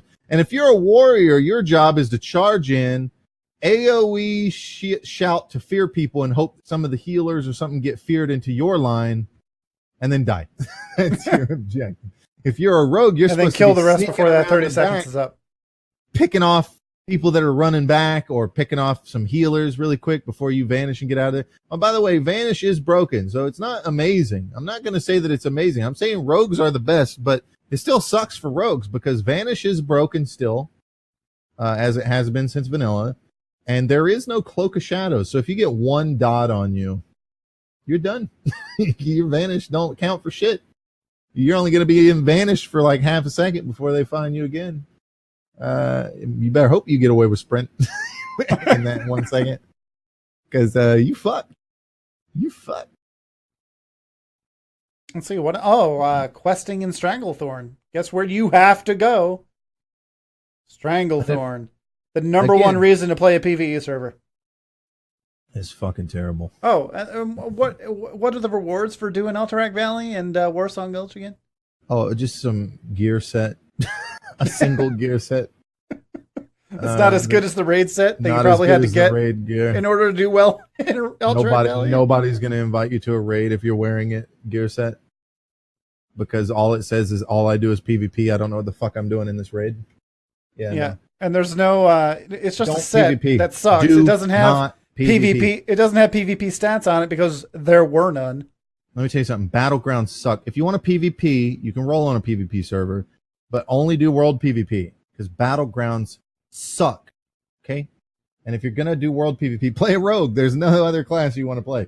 I promise you that. Rogue beats everyone. Except for I saw Asmongold playing the other day, and he was playing with his paladin buddy, and they're questing in Red Ridge, and he's streaming, and he's playing his warrior, and some idiot fucking viewer of his that got in comes over there with a fucking hunter and starts trying to kill him. I'm laughing my ass off because there's no way this hunter's going to kill this warrior. That doesn't happen.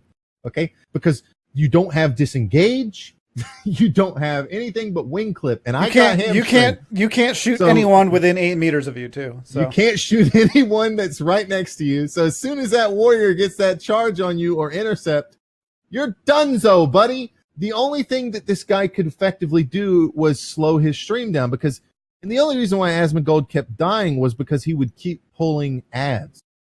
He would overpull. Instead of going, okay, I've killed 2 ads or 2 mobs, now I need to wait for this hunter to get back and kill him so I can get 2 more mobs. He would just keep going because he wants to level up as fast as possible on his stream. That's why he'd keep losing, because he'd keep having barely any health at all. Hunters don't win against anybody. If you're a rogue and you want to not fight somebody, you can run away. You can get away. The only person you can't get away from is a hunter, but that's okay. You just run at the hunter. It's that easy.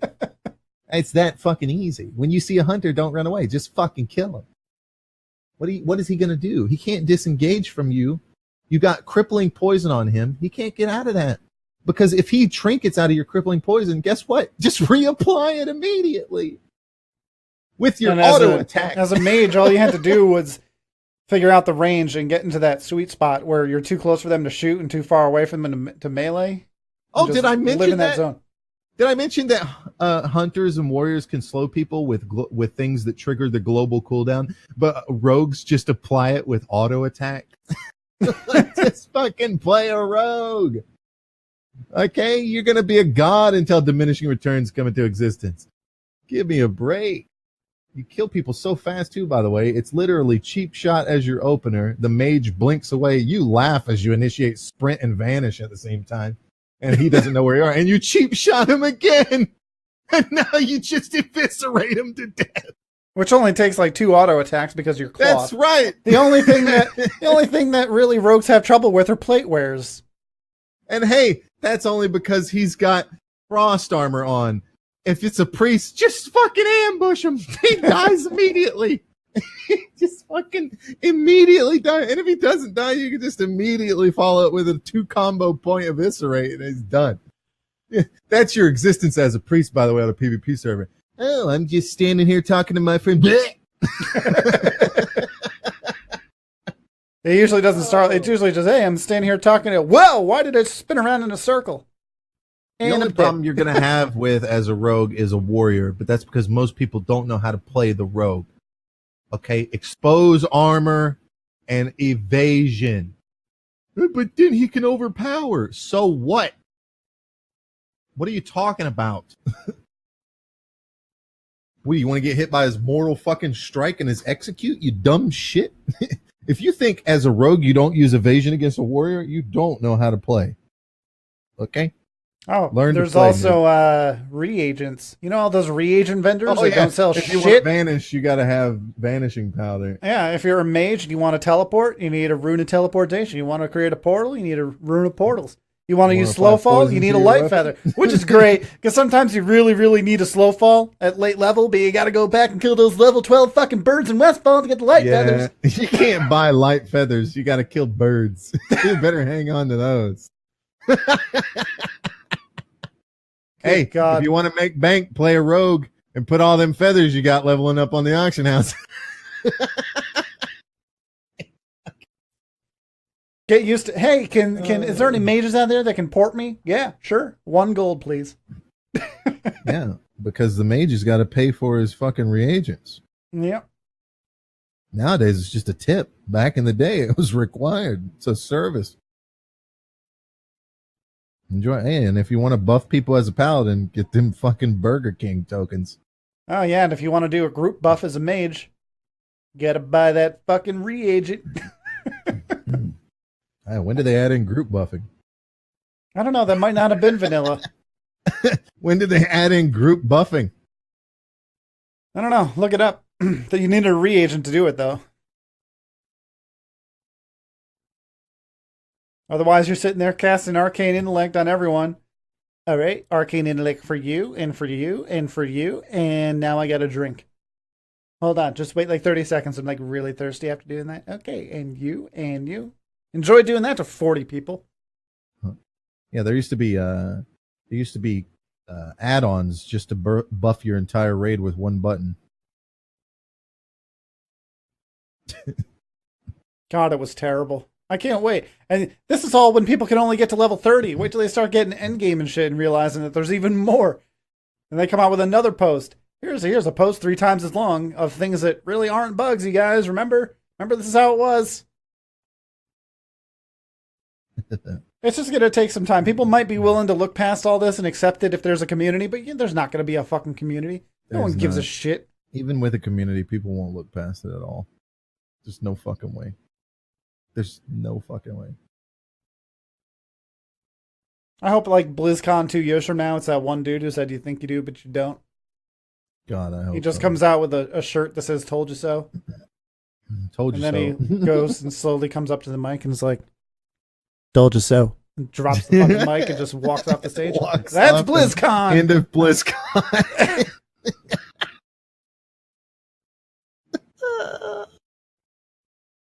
Listen, I'm all for options, as long as it doesn't affect other people. But this is taking development away from BFA that is desperately needed. And if you don't think it has, you got to be retarded to think that they're going to hire brand new fucking people to build a game that they're already working on. Because they're not. They didn't dig up an old engine. They recreated it in the current engine. Okay? So they needed people that are already familiar with it. You have absolutely stolen development from current tier WoW, and people like me who don't give a fuck about playing vanilla again because they remember vividly what it was like are a little bit upset because I still play WoW and I want it to be good. And people like this are fucking ruining it with their stupid bullshit where they think they do, but they don't. Yeah, sure. Some masochists out there are going to love it. The same type of people that go back and play shitty ass fucking games. And I'm not talking about games that still hold up like Ocarina of Time. I'm talking about like the first fucking Legend of Zelda. Okay? It's not as good as you think it is. It was good for back in the day. It's not. But Link to the Past is. Link to the Past holds up. Yeah, some games hold up. World of Warcraft Vanilla does not. It does not. Okay? Think about how many people left World of Warcraft over time. Not because the game moved away from what vanilla was, but because they just moved on because the game wasn't as good as people always made it out to be. Now you consider how many people are left now that are saying vanilla was great. These are the people that don't know what the fuck they're talking about. They're like looking with rose-tinted goggles. There's a reason why this saying exists. This is a phrase that exists because people do it so fucking often. You're just... It's coming, man. It's coming down the line. Yep. So just remember, when you start telling all the shit to your friends and they disagree, and then 6 months, a year from now, turns out you're right, and be like, hey, how did you know that all this shit was going to happen? You can be like, the Electronic Gaming Mostly Podcast. Those guys. Jesus exactly Christ. How you're going to say. Does that just come on, Randy? And you're going to die. All right, we got to move on from WoW because we got about an hour left before I have to go. Yep. So Game of Thrones spoilers. We're just going to say spoilers here. We're going to be talking about it. My contention is still that they have, and tonight's they've merged kind of the leaks from episode 5 and 6. So when we read all that shit from episode 5, we kind of know what's going to happen in episode 6 with pretty accuracy. Like, yeah, the best part about tonight is that I told you my situation with my brother last weekend. They haven't even watched episode 5 yet, so we get to watch that first. So, I mean, it's going to be interesting for them. I'm going to be interested on their take because they get to see episode 5 and then 6 immediately, where I had to sit on it for a week, right? Yeah. So, that'll be interesting, but they haven't even seen the burning. Oh, look at memes, by the way. Yeah, I saw them.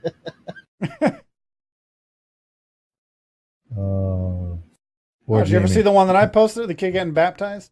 Yeah, it's great. Oh, you son of a bitch. So, what do we got? We got nothing currently on the leaks in terms of... Well, they updated it, but hold on, something though. really new. What we have isn't much to go on. We got Daenerys' fate and possibly Bran's and Jon's fate, right? Yeah, but I mean, that's all that matters, really. I mean, come on, Brienne. We don't know what happens to Tyrion. Well, they do. They updated it. Tyrion does go through a trial, but let's see, what does it say? Combined endings. King's Council seems most likely, as multiple scenes can be cheaply shot. However, few will have graphic effects or sound added. Tyrion will give a speech answering his betrayal, like in the alternate ending, but instead of being killed, is spared and joins the King's Council. This would fit with the current ending, and besides Tyrion's death, not contradict it. Yeah.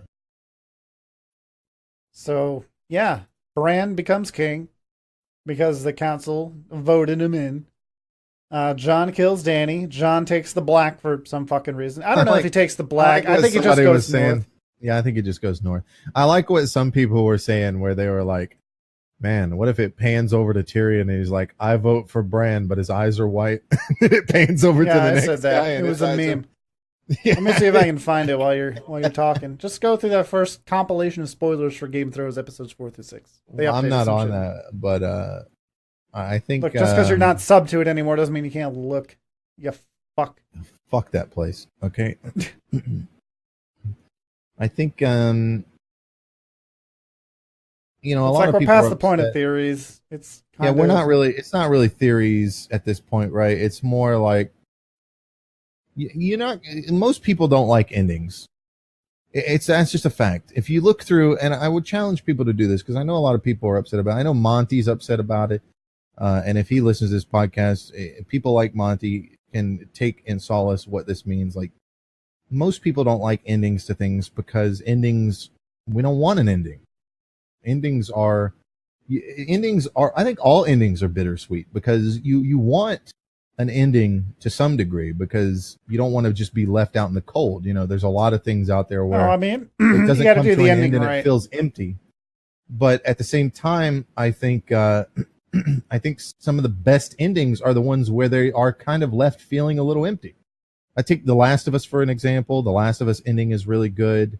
You know, you're out there and the conversation is being had between the two characters and the female character, and I'm just saying this so in case people haven't played it. The female character asks the male character to promise that he's telling the truth, and of course we as the viewer know that he's lying, and he promises he's telling the truth, and she says okay, and it ends there.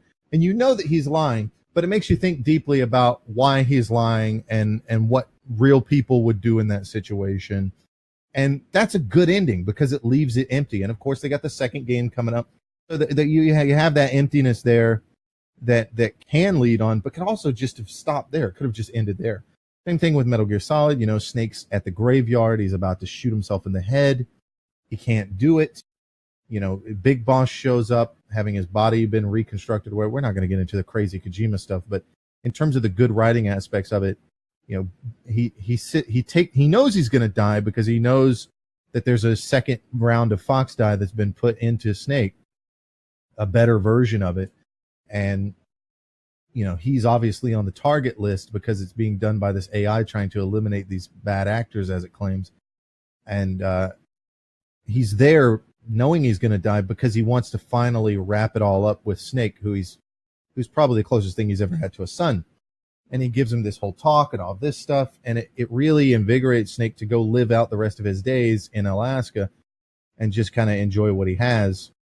And you don't see him die on screen, and that kind of, you know, has a little emptiness to it, but at the same time it's a bit of closure.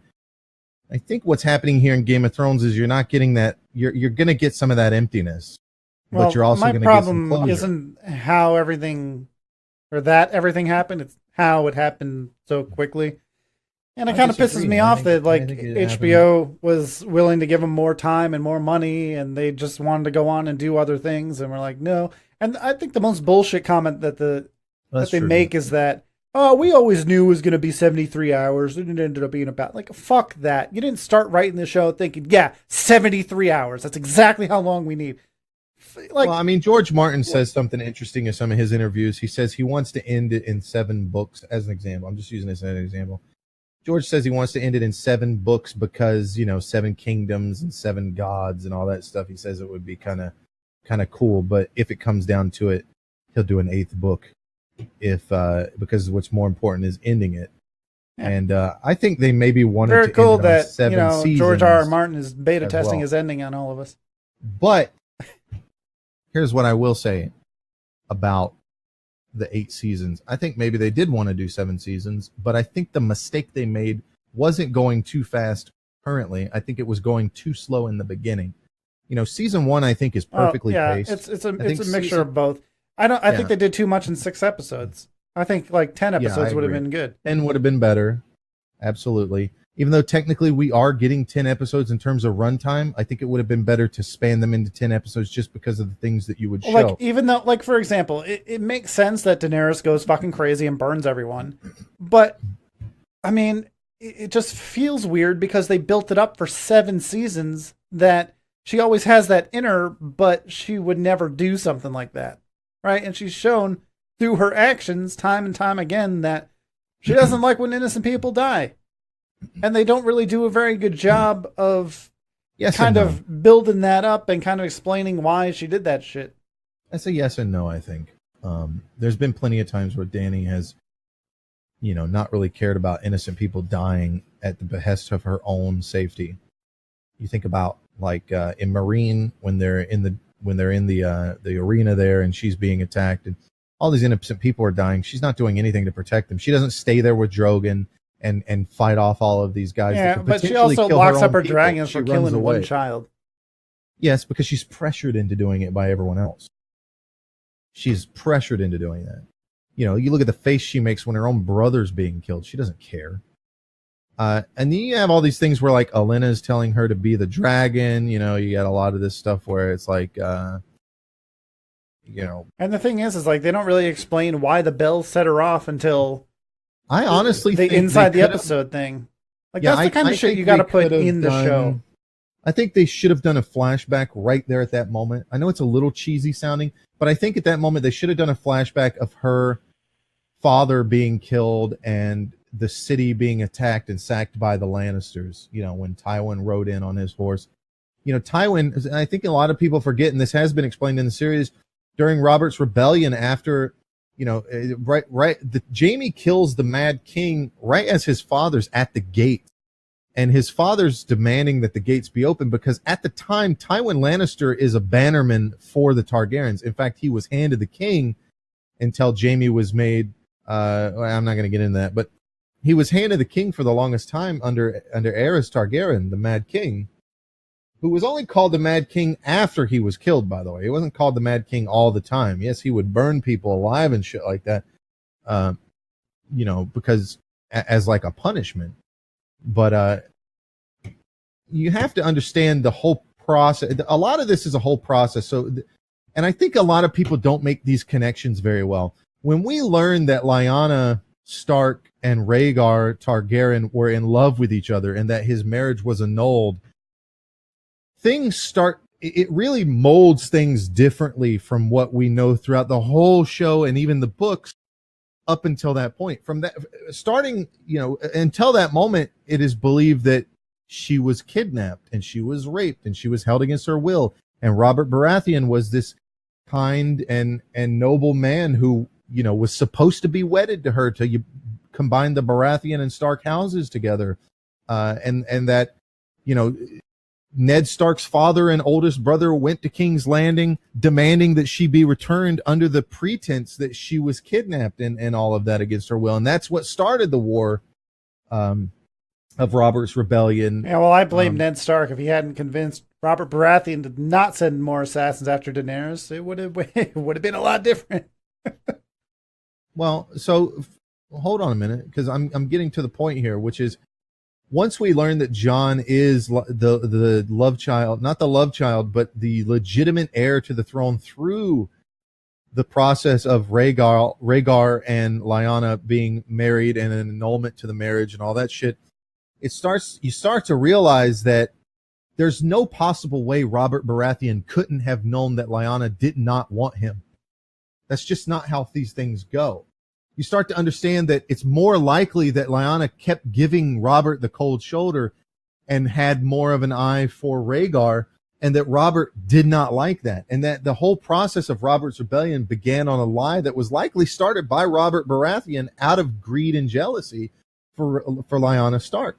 He wanted Lyanna and she didn't want him, and he took it as an opportunity to manipulate people into his side. Now, you know, he came to the Starks and said that Lyanna was taken captive and all this stuff and that she was being held against her will. And so Ned's father and brother go down to King's Landing and start demanding that this woman be released from Aerys Targaryen, who more than likely knew that Rhaegar and Lyanna were in love with each other.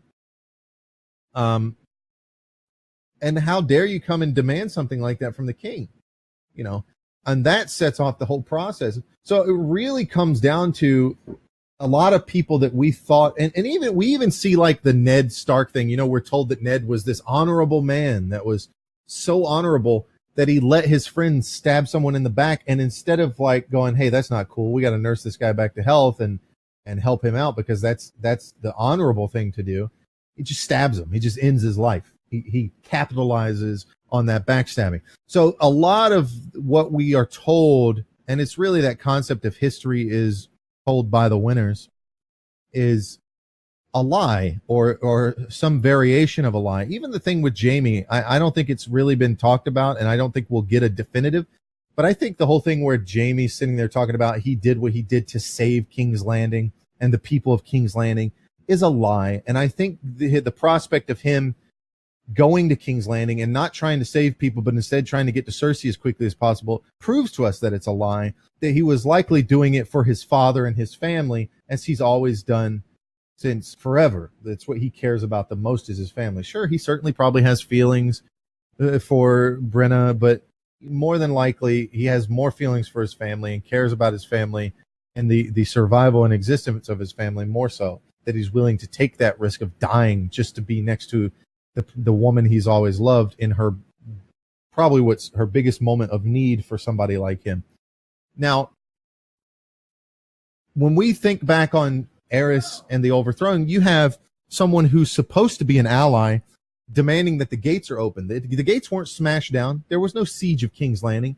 Tywin Lannister rode his army into the capital under the pretense that he was there to defend the king, the rightful King Targaryen. And now you can sit here all day and say, what does rightful mean? I mean, it's no different than the argument of like, who really owns North America because Native Americans herp derp. It's whoever fucking takes it with the sword. Certainly that is the case. And to some degree, that's the Targaryens. And to a lot of people watching the show, it means whoever has the throne has gotten there because they deserve it, right?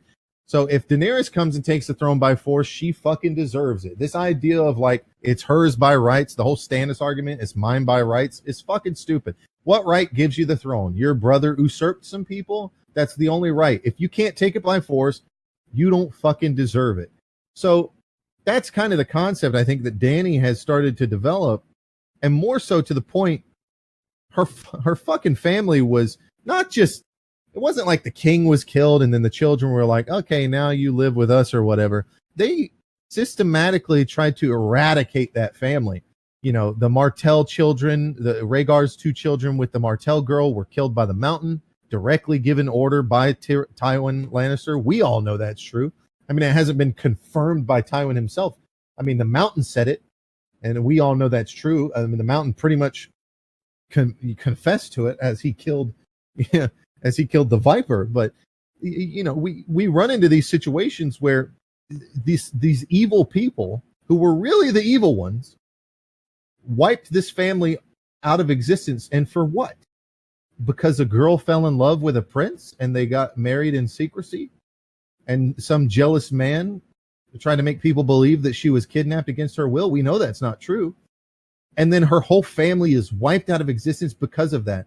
And she learns that this truth, by the way.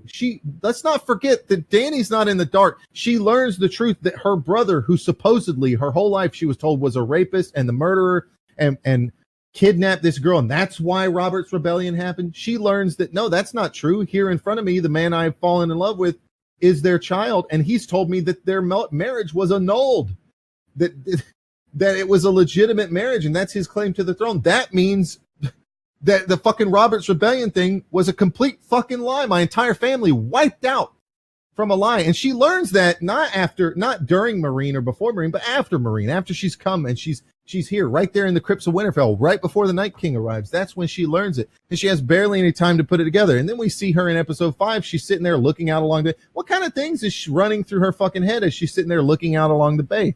And she even tries to have this moment where she's like, no, nobody loves me. What about you, Jon? And Jon's like, it's kind of weird because you're my aunt. Is that why? They don't really explain why he's all weird. Of course it is, because he's been, his whole life, it's been a big taboo to fuck around with your family, to the point that the Lannisters, the entire show, have been shit on constantly. Tywin Lannister wanted to have nothing of it, put to bed this ridiculous, what does he call it? I don't know the quote exactly, but he's even talking about, you're going to marry, I think he's talking to Cersei at the time, you're going to marry this man, and we're going to put to bed this ridiculous rumor with you and your brother, right? Like, that's a scar on his family name, that his children are fucking each other, and that the children that Cersei had are from incestual relation. Like, the Targaryens used to do it, certainly, but most people in Westeros frowned upon it. you know, the Targaryens were still kind of seen as not Northerners and not those types of people. And, you know, people in the South don't do good in the North, and people in the North don't do good in the South. There's always been this divide there. And the North has always had this value of incest is wrong. You know, it's that old god religion thing. Even the new gods, the seven, have, you know, it was that, what was it? Lancel and Cersei. Cersei's walk of shame was because of she had done incestuous acts with her brother. So this whole fucking kingdom, this whole countryside has been always having a negative effect on that. So it's absolutely difficult for him, knowing that it's his aunt. It's weird for him. I don't think most people would think it's weird, but this is Jon Snow we're talking about.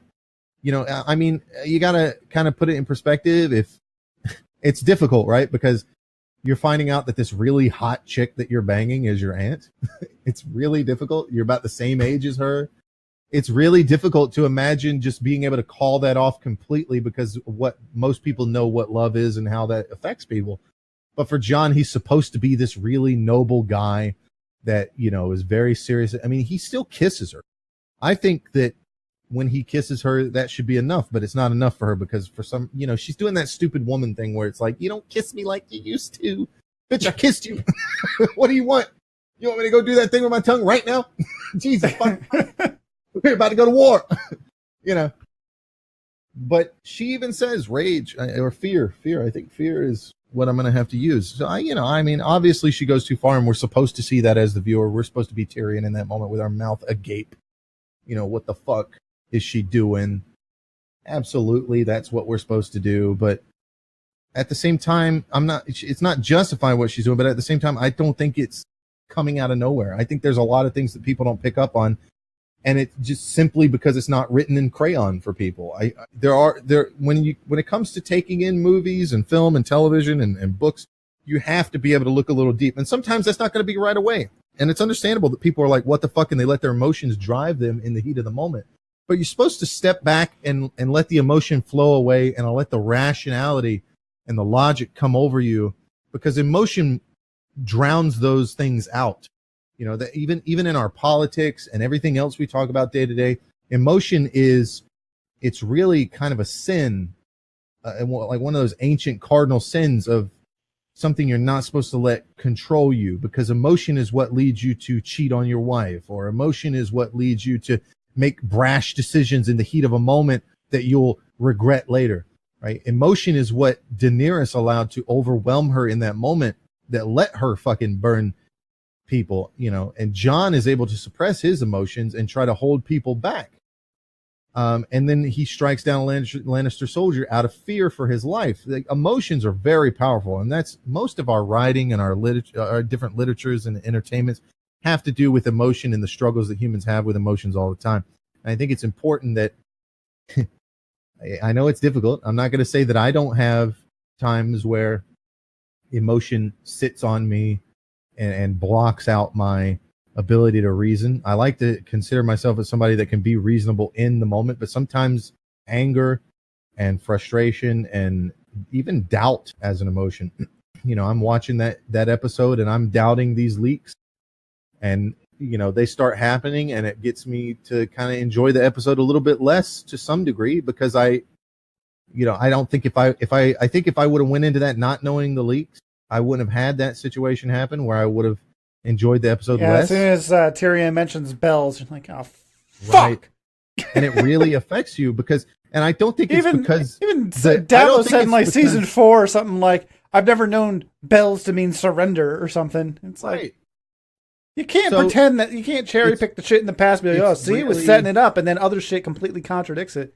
I really think that by going into these episodes knowing some small degree without context, it really affects how you come out of the episode. Of course. I mean, why wouldn't it? And I think people heard about the bells making her crazy so much that they automatically assume that's what's happening. I don't think the bells have anything really to do with it. People want to sit here and have these long-winded things about... The episode is called The Bells. I know, but I think people want to have these concept of the bells being what triggers her. I think it's just the moment where she, like Dan and Dave says, she takes it personal. She doesn't want it to stop there. You know, even the actress that plays Dany, Emilia Clarke, talks about this in one of her like interview things where she doesn't talk about it taking it personal. She talks about like this is her being angry and all this pent up rage and frustration, and there's the enemy in front of her in the keep, and this idea that she just gets to get away with it. All this things she did, she just killed her best friend. You know, all these people just get to get away with all the things they've done, even the stuff they've done to her family. I mean, this girl's family is sitting in this red keep now, where her family was supposed to be. Her whole life, she was supposed to. This girl, and you have to consider this as, and it's very amusing in the real world. Constantly point at minority groups and say, look how hard these people have it. Shouldn't they have something given to them, or shouldn't they be respected more because of it? And then as soon as Danny is in a similar situation, they're like, well, that's fucked up. What do I mean by a similar situation? Here's a girl that should have been raised with a silver spoon in her mouth. She should have got to grow up in this city. This is the first time she's been in King's Landing since she was a little girl. And in the books, she wasn't even born yet or some shit. Like, this is some shit where she should have got to know this life that Cersei has got to know, where she's constantly getting to be in charge of her destiny. She doesn't have to worry about men trying to rape her because she has these soldiers at her back. She, you know, all of these different things that she should have got to have, but she didn't because this bitch's family came in and took that from her. And she had to go through all the shit she went through, being raped by a Dothraki leader because her brother sold her off for some fucking horses. Like, think about that. That's the kind of shit she had to go through. And she didn't get it given to her. She reached down and grabbed it for herself. She did a lot of that shit on her own. A lot of the big moments, like her acquiring the Unsullied, is her doing. Not Jorah's or Sir Barristan or anything like that. It's her doing. And just so she could come here and fight this army of the dead and lose most of her people, and then watches this bitch cuts her friend's head off just so she can surrender a few moments later. Like, that's all it fucking took. I fly this dragon across and destroy these fucking things, and then now you want to surrender? Why didn't you surrender when you have my friend standing next to you, you piece of shit, right? Like, that's the mentality you got to get yourself into. Is it a great mentality? No, but it's certainly, I think, not out of nowhere. I don't agree to any degree that it's out of nowhere. Like, it's very easy to put yourself in her mindset and become kind of the piece of shit that would burn a lot of people. Like, it's very easy. You know, I mean, imagine you're somebody that you love and care for, your significant other or something. But why not just fucking burn the people responsible? Like, you know, the Red Keep, destroy that. I don't get why she goes fucking ape shit. It's not that simple, because it's not that simple. The people were part of it for her. For her, she takes it personal. The people had something that people didn't. I mean, how many people, again, we talk about the Marine thing. The slaves of Marine rose up against their masters and took the city for her. She didn't have to fire a single bullet or arrow or whatever you want to call it in terms of like metaphorical. Like, she just stood back while they took the city. And then these people, they don't do anything. They do nothing. They see that she has dragons. They know that she's a real Targaryen. They do nothing but expect things to be handed to them. So she kind of has a bit of hatred for them. She probably doesn't even like them. But I think that's compounded by what Jaime says when he's talking to Tyrion. You know, I don't even care for these people. You know that. Cersei doesn't care about these people. You know, I think it's hinted at a lot. It's talked about a lot. Tyrion walks up to the wall and says, you know, you don't care about these people. And then Jaime even says it when he's talking about, I don't care about these people, only Cersei. I'm just going to go to her, you know. And then I think Tyrion's even going to double down on that during his trial or whatever, where he says these people deserved it. I think that's going to be a thing. And going back to even Tyrion saying that during his trial when he was, you know, in front of Tywin and the rest of them, these people, I wish I would have killed these people. I wish I'd be the monster these people think I am. I saved them and I wish I hadn't, you know. Like, that's a big theme through the whole show, that the people of King's Landing don't deserve it. But that, of course, that's from the people that aren't heroes. None of these people that say that are heroes. That's the commonality between them. Cersei, Jaime, Tyrion. These aren't good. Tyrion's not a great guy. Like, he's not a great guy. I mean, certainly he's not an evil person. And he's got a bit of a redemption arc with his storyline that has held true, where his sister and his brother and even Daenerys has not. But we see John. John is the counterpart to that. John is the guy that's supposed to be the good guy, along with Arya, you know, trying to save everybody, trying to stop when they're surrendering, that kind of shit. That's just how it is.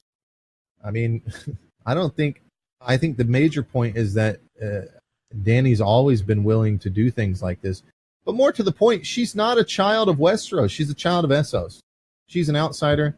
These aren't her was people. Was she born there? I thought she was still born in Westeros. Even if she was born in Westeros, she was born in the castle that she rules. The, what do you call it? Storm's End. Dragonstone. Yeah, that's where she was born. That's why she's Daenerys Stormborn. She grew up in Essos. Like, she's been there since she was a child. She was taken away as a baby, like a small child, like maybe 2-3 years old, something like that, maybe 4. Like, that's the only amount of time she spent in Westeros. And then the rest of it has been in Essos. So these aren't really her people in her mind, you know. And you're talking about, she comes from Essos, where people are just generally better people. Yes, there's a bunch of slavers over there. And she kills a lot of slavers, and it's easy to look at. It's easy to look at it. These aren't combatants. You know, she has all the slavers of Meereen crucified on the crucifixion road. Okay. Now, this is the problem with that. These aren't soldiers. The slavers aren't soldiers. Certainly they have soldiers working under them, but they're citizens just like anybody else. There's a lot of these slavers, just like the guy that she hooks up with when she's there. His father didn't crucify people. He talks about it. My father never crucified people. My father was just a citizen that lived here and was wealthy, so he owned slaves, which is common in Essos. Slavery is not looked down upon here. It's common here. You know, we have house servants that we feed and stuff like that. And it's easy for people to go, slavery bad. It's just blanket, black and white. Slavery is bad. But then indentured servitude isn't necessarily a negative. You know, my wife comes from Malaysia. When I went to Malaysia, they have a woman that lives there with them. She's from Indonesia, where it's a poorer country, and she lives with my wife's family there. She's a nice lady. She gets along with the family really well. They all treat her like a family member. But what is she? She lives there. She doesn't, and she gets, you know, to live there and eat and all of that. And what she do, she cleans and she cooks, and she gets to enjoy a better life there in Malaysia. And, you know, what's really any different from some of these people in Meereen that had some of these people living with them like that? There's not much different there. And we want to look at slavery as just bad. Well, they never really explain if it's really like that. Is it forced slavery or is it actually voluntary indentured servitude? Well, a lot of it's forced slavery, but there's a lot of these kids that don't have families. You know, Grey Worm talks about this. Grey Worm says, I don't have it. You can go back and watch the scene where she has them pick their names. Grey Worm chooses Grey Worm because it's his lucky name. The name he was born with was unlucky. He got put in slavery because of that, right? But he says he doesn't have a family. Missandei is even says she doesn't have family. So, you know, Dany's like, what will you do now that you're free? Stuff like that. Do you have a family? She's like, I don't have a family. So a lot of this is just children, and they're taken into slavery as children that probably wouldn't. I'm not saying it's good, but at the same time, it's not all going to be bad. Some of these kids are going to get picked up by good people with good intentions who are just living their lives in the society that's accepted. You know, it's kind of like flat earth versus not flat earth. It's a thing to joke about it today, but in all seriousness, you know, if we're just going to condemn people for the things that were common in the past and not seen as a moral wrong, that's silly. You know, everybody used to believe that the earth was flat. Today, we laugh at people that think the earth is flat because we think, how fucking silly is that? But if we were to laugh at people that thought the earth was flat back then, that's kind of being a dick, because they had no way of knowing. Now, certainly in terms of morality, you know, looking back at slavery and the concepts of slavery, a lot of people were living based off of only what they knew. And what a lot of people knew was their Bibles or their religious texts, which had a lot of justification of slavery in it and things like that. So it's easy to sit here today in our modern times and say, yeah, slavery is bad no matter what. and then look back on a show like Game of Thrones and go, slavery bad, 100% across the board. Daenerys was killing slavers. They deserved it. But did they? Were they not citizens as well? Were they not civilians that didn't have sword? They didn't pick up swords and fight. They were just citizens, and she crucified them. So there's plenty of examples, I think, of her, and even more so in the books, but there's plenty of examples where she was the way she was. I think even in the show, when she shows up to Karth, she doesn't have an army. She has nothing but 3 little baby dragons. She shows up to Karth and wants to come in, but they don't let people in just easily. And she even tells them right there, listen, when my dragons are grown and I have an army, I will burn cities to the ground and yours will be the first. She tells him that, the Spice King. That was a fucking lie. Well, she ends up getting let into the city and then locks him away in a fucking vault, but, you know, locks the guy that helped her in a vault. But she's always been like that. She's always thrown her weight around like that. And man, I mean, the first thing she did when she got armies was what? Sit outside in front of cities demanding things. What did she come to with once she took the Unsullied? She stole the Unsullied, like straight up. She didn't make a fair trade. She isn't some good person that made a fair trade. She offered a dragon. She had no money. She offered a dragon, and instead she stole them. And she conveniently put that under the guise of, I'm freeing these slaves. Look, everybody, I'm freeing slaves. That's what she did. She burned the Khalasar alive so that she could what? Was that so she could just get out of there or be free? Or was it so that she could manipulate the situation with the help of Jorah and Darian to get these people to follow her? She's manipulative. That's what she's always been. She's a manipulative bitch. And she learned from her brother growing up with him. I mean, she's like 16 in the books, but in the show she's probably older than that because of reasons. Yeah, well, everyone's fucking older than they are in the books. She's been Jon there. Snow's like 12 or something when he goes and takes the black. Even in the books, she's been in Essos with her brother for a long time before these things start happening. So she's learned from just watching him. And she, you see how frail she is in the beginning of the show, and she really starts to kind of do that wake the dragon thing. When he dies, she's like, a dragon cannot die by fire or something like that. Well, I'm pretty sure if you poured fucking molten fucking gold over her head, she'd die too. I don't think it has much to do with the heat and more to do with the fucking metal. Yeah, it's probably true. But I think that it's important and it's difficult for people to put their emotion aside, and people are still being emotional about it.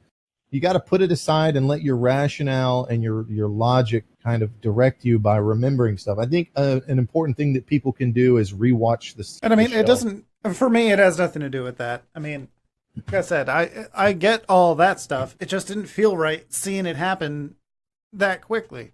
I mean, I agree, but I also think that it's the whole, show people, don't tell them. I'm 100%. And I think if you're going to take 10 years worth of content and be like, see, we showed you, you got to like throw back to it a little bit before you do something. I guess like I'm 80% agreeing with you. And yes, they have these stupid little previously on bullshit that don't do a good enough job. And I agree with you. There needs, like I said, and they also rely too much on that inside the episode shit, explaining shit after the fact. It's like, explain it in the show. I agree. I agree with that, and I do agree with you mostly about how quickly it was done. But I also was one of the people that said shit like, "Oh man, the episodes 1 through 3 of Star Wars, the turning of Darth Vader is just too sudden and abrupt." But when you go back and watch it again, you really start to realize, "Wow, the Emperor's been fucking with him since the first one." Like it's Yeah, well, there were people out there who didn't realize that the Emperor was the Emperor throughout the first two fucking. It's like, come on. His name is Palpatine. Hello? Yeah, but there's a lot of people that didn't watch the first 3 also. They were 1970s, right? Yeah, or they just didn't know his name. Right. They didn't know his name. They just knew the Emperor. I don't think they actually call him Palpatine in the originals at all. Maybe not. I don't know. It might be some book stuff or something like that. They may say it once or twice, Emperor Palpatine. Something like that. But no, I'm right there with you, man. but maybe not 100%. I do think that the show has shown a lot of it, but I am with you that maybe there should have been another season, or at least maybe the previous season should have went a little faster to kind of set people in that. And I mean, I understand they want to get off and do their fucking Star Wars trilogy and everything, but yeah, that's a cop out. That's kind of fucking bullshit that you're going to sacrifice what you're working on now for your fucking series in the future. Like, if that's the case, then gracefully take your leave and pass it off to someone else, you know? Right. I agree. Don't end it. Pass it to someone else. Absolutely. I mean, I get it. And yeah, no one wants to see it end, but there's a lot of different ways that it could have ended better. And I know you think that George Martin's going to end it pretty much the same way, but I don't know if he is now. And I don't know if that's, you know, he had planned it that way, or now that he's seeing the reaction of people to the shows that he's going to change it at this point. But I guess in 20 years, we'll know. Nah, George Martin is not going to change it. He's already said in interviews, and he's already talked about it plenty of times. This is the way the books are going to go. There's going to be some differences. Like, you're not going to see Beric, you know, protecting Arya so that she could go kill the Night King, but you probably will see Arya kill the Night King. It may not be in a moment like that. You may not see Reek there to defend Bran at the last minute. You know, what HBO has taken the liberty of, and what D&D have taken the liberty of, is certain characters that they can do. Like, I've talked about this before. Like, in the book, Sansa does not get married to Ramsay. It's a girl that is supposedly Arya. Like, they all believe it's Arya because most of these people haven't seen Arya before. So this girl is being paraded around by Littlefinger, I think it is, to be Arya, and that's part of his ploy against the Boltons. He doesn't actually sell Sansa off to them. So any arc that Sansa had with Ramsay Bolton is actually being done in the books with some no-name character, really. Essentially a no-name character, not some big character. But the show wants to tell you those stories with and they have to use a big character, because if they just introduce some random character that ends up dying, you're not going to care about that character. They want you to have, you know, when you read the book, it's chapters and chapters and chapters of this kind of shit happening. When you watch it in the show, it's a couple episodes, maybe like 6-8 episodes or something tops of this kind of stuff happening to this character. And so you can't do that with a no-name character. You have to do that with a character that the audience cares about, or you're not going to get that same feeling as you do in the book where you're concerned about this character. Because when you read a book, any character can be a big-time character. Anybody could, you know. And when you certainly sit here and read about this character that's being called Arya, you might be concerned about it at first. You might think that it's actually Arya and get attached to this character. And then when you learn it's not, you learn that it's some like girl that's, you know, super whatever, right? Like, there's a lot of different things that go on in the book that the show has told us don't really go anywhere. There's a kid claiming to be Aegon Targaryen, whatever his name is, one of the children that was supposedly killed during the Robert's Rebellion by the Mountain. He claims that he's got the, you know, and that's kind of a thing between him and Daenerys. You know, it's a little plot point in the book for Daenerys to have to deal with this guy claiming to have rights to the throne. And I think about how much more impactful that will be when she comes across to Westeros and finds out that Jon is legitimately an heir. She's already dealt with that before. And that's probably something that will help you understand her fall from grace even better in the books. But you can't do that in a TV show. You can, but you just need more time to do it. Well, you can, but yeah, you'd need a whole lot more time to do that. And that's something they didn't want to mess with. They didn't want to mess with that arc. Because clearly it goes nowhere. Clearly he's not actually a Targaryen. That's what it tells us book readers. So it's a little bit of a spoiler on that regard. But I think I don't know. We got prequels that's supposed to come about and shit like that, and maybe it'll be kind of like a Lord of the Rings thing where The Hobbit adds more depth to Lord of the Rings itself. You know, certainly Game of Thrones can be contained as a story of Jon Snow. I think that's important that people understand that. It's difficult to look at Game of Thrones and go, yeah, there's seriously a main character here. I think Game of Thrones throws characters at you that you think are main characters, but they're not. And that's the beauty of it, I believe, is the way it's written by George. even in the books where it follows a lot of different characters that die, like Catelyn Stark is a POV character, and all these other characters that end up dying. You really, when you look back on it, you can realize that it's a Song of Ice and Fire. That's the name of the books, and it's a Song of Ice and Fire. It's Jon Snow. He's a Targaryen, and he's a Stark. Ice and Fire. That is his song, and that's what this book is. It's a Song of Ice and Fire, and the song is Jon Snow's song. So it's all about Jon Snow and what he has to deal with, and a lot of it has to do. There's a lot of context to it. Normally in something like that, you'd only be following from Jon Snow's perspective, and sometimes the reader or the viewer would get to see something that Jon Snow doesn't get to. Well, Game of Thrones does that a lot. Game of Thrones puts a lot of shit in context about things that are going to relate to Jon Snow. So I think that's what's important to come at this with.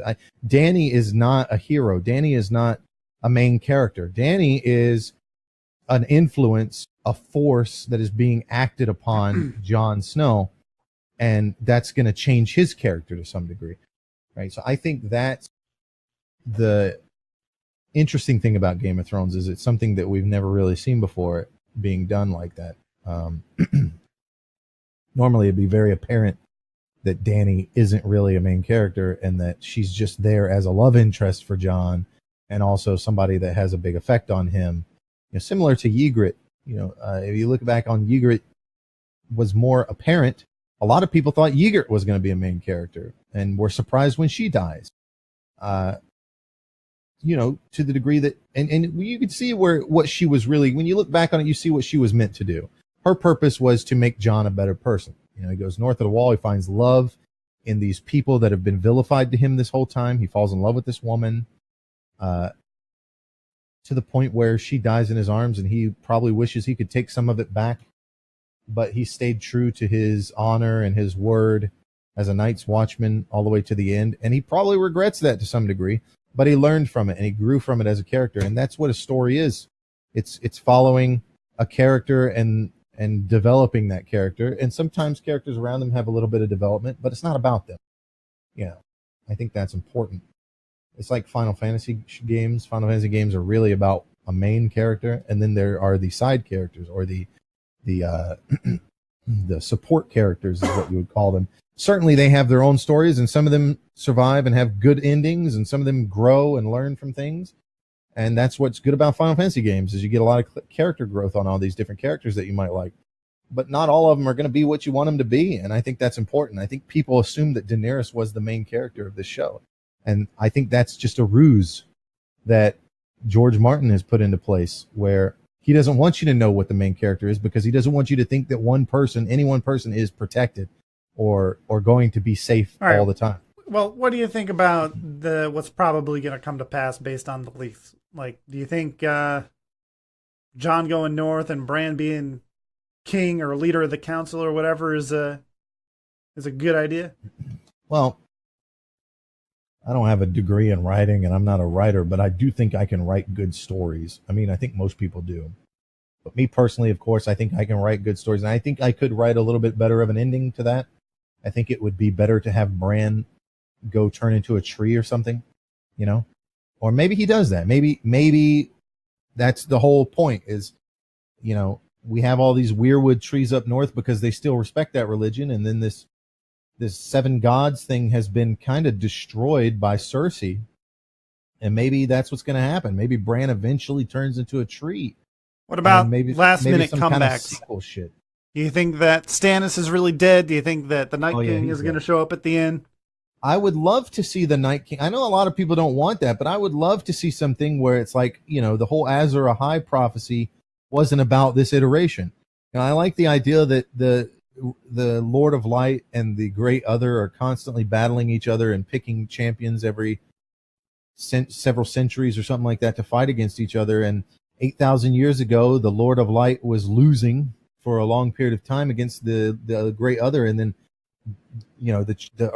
the world birthed the champion that the Lord of Light chose and guided his destiny into defeating the Night King and pushing him back. And I like the idea that the Night King is just either a champion or maybe regenerates or something like that, and that there is going to be Azor Ahai reborn one day, and he comes back and creates. What if Jon stabs completely Dany gets rid of them? and the sword comes out, or the dagger, right? Because people I've are saying heard that the talks dagger about could be Blue Lightbringer Fire. I've heard talks about Blue Fire or something like that in some of the leaks. I mean, that could be the case too. And he goes north and they end it there. And you have to sit here with this presumption that, oh, well, it's not over against the army of the dead. I do think that it would be cool to kind of show, whether Jon is Azor Ahai or not, I do think it would be cool to not make this show about the White Walkers. I think it's better that it's about Jon specifically and everything he has to deal with up until his moment of becoming a hero or just fading off into nothingness. Like either Jon goes north of the wall and you just presume for the rest of his life, he kind of, like in Rage, he kind of becomes that guy, that old man that just sits on the chair and has done all his work and now he's just living out his life and nobody really knows where he is. I guess the Solid Snake ending. Right, the Solid Snake ending. What about the White Horse at the end of the last episode? Azor Ahai, and once he's Azor Ahai, there's no more development necessary for the character. He's basically the hero character, and then you just presume that he goes on and saves the world from darkness north of the wall. But I do think that in that ending, it would be really cool to have some kind of flashback to show us that the Night King's not defeated completely, or that another champion could be observed or something. And I know that George has gone on record saying he'll never do anything like this again because he never expected A Song of Ice and Fire to be as long as it is, and it's very taxing and difficult, and he likes writing smaller stories like he used to do in the past and has done before on his breaks from A Song of Ice and Fire. But I do like the idea that, just like Lord of the Rings, this will spawn many other things that can come about, stuff to come in the future, maybe like, a future Game of Thrones video game or movie or show or whatever, where Bran has been king for a long time. And now in King's Landing, there's no throne room. There's just like an area where the throne room is like an outdoor garden type thing. And Bran is now a fucking tree with a face on it. And they just always consult with him or whatever like that. I think that would be really cool. Jon is north of the wall as this old grizzled hero that wears the shadowed cloak and you don't know who he is and shit. So, I think that would be cool. What about Arya's White Horse though? What was the meaning of that? Man, I don't know. Deus Ex Machina. At first I was thinking that maybe it was Daenerys' horse. She had that white horse in season 1. Yeah. Deus Ex Machina, man. I don't know what it all means. Is she the prince that was promised? I really hope they do wrap things up in this episode. That's what I really hope. I really hope I'm not I've been saying that with a the whole lot fucking of season. Questions. I really hope that it's wrapped up. I really hope it's not the last 15 minutes as Bran is chosen as king and Arya decides to leave and Jon goes north. I hope that's not how they do it. I hope there's a lot of explanation. I mean, you don't want to do too much explanation or it becomes boring, but I hope there's a lot of... I don't expect all the plots to be wrapped up. I mean, pretty much all of them are, really, when you think about it. There's not a lot of plots left to wrap up. Everybody's saying Arya sails west of Westeros because it's been talked about before that people have asked, what is west of Westeros? And nobody's come back from west of Westeros, so maybe to the west is better shit. Maybe it's a fucking kraken that just swallows you. Who knows? Yeah. Whoops. You think they'll do a flash forward and kind of do like a montage of this is where all these people ended up? Yeah, I think it's going to be surreal when it ends, and people aren't going to be super happy with it. I probably won't be super happy with it, but after thinking about it for a little while, I think it'll be a good ending, regardless of what happens, unless they just come out of left field with some shit. I really think that even if Dany doesn't die and sits on the throne and Jon gets exiled to the north, I think that's a good ending. I mean, there's a lot of good ways they can take this. I think that's pretty bittersweet. I think what you expect is Dany to die and the big evil to be dealt with, and Jon goes north of the wall and there's a council and everything. And honestly, I think that's a little too Disney. Bran being king and all these council members, and Dany dies and the dragon just flies away and isn't a threat anymore. Flies to Valyria, old Valyria, with her body for no reason at all, and is just gone. And Jon goes north of the wall and lives with the free folk, and Sansa is the Lady of Winterfell, and Arya just goes off doing Arya things somewhere. it's a little too Disney for me, man. Like, honestly, it's a little too Disney. It's a little close to Jon and Dany fucking sit on the Iron Throne together. It's a little too much close to that. I would love to see Dany survives, but she sits on the throne as the White Queen of Ash or whatever, and has her dragon, and with her current mentality that we know how she is, rules over Westeros like that, and Jon goes north of the wall to escape her and to escape that, not because he's running from a trial, but because she loves him and is willing to let him outcast himself north so that he can't claim any title to her throne. Because remember, if you take the Black, you can't claim titles. There's no titles. I mean, that makes sense that that's what he's going to do. And I still don't think it makes sense that he can take the Black when there's really no Night's Watch anymore. Like, what's the Night's Watch watching for? Yeah. Plus, I mean, your watch ends when you die, and he died. But that's probably what they're going to do. They're going to do like, I take the Black and then I can't have any titles or lands or whatever, and goes north. But I'd love to see that happen with Daenerys still being alive and Tyrion being on her hand of the king, and these people pretty much just kind of being at her mercy. I think that's a better bittersweet ending where, yes, these characters you like survive, but not in the way that you were hoping they would. And Sansa is forced to bend the knee, you know, and or maybe they don't even get to that. Maybe Sansa's just there, and you know there's going to be conflict between Sansa and Daenerys at some point, and that's something you always have in the back of your mind forever, unless they ever do a sequel, or you just have to take it as the way you want in your head canon. You know, Arya flees Westeros because she doesn't want to be under this queen, but she doesn't go to Essos because that's, you know, whatever. So she goes west. I mean, these are all things that I think would be a good way to handle it. And then you kind of have this headcanon of like Jon becomes king beyond the wall or something, and one day maybe comes south with his free folk. Like, that's, I don't know. He's got a massive fucking beard. It's probably going to happen the way the leaks go, but I think I could write it a little better in that way, to be, because I think even with the leaks, it's still a little bit, I do think the throne gets melted.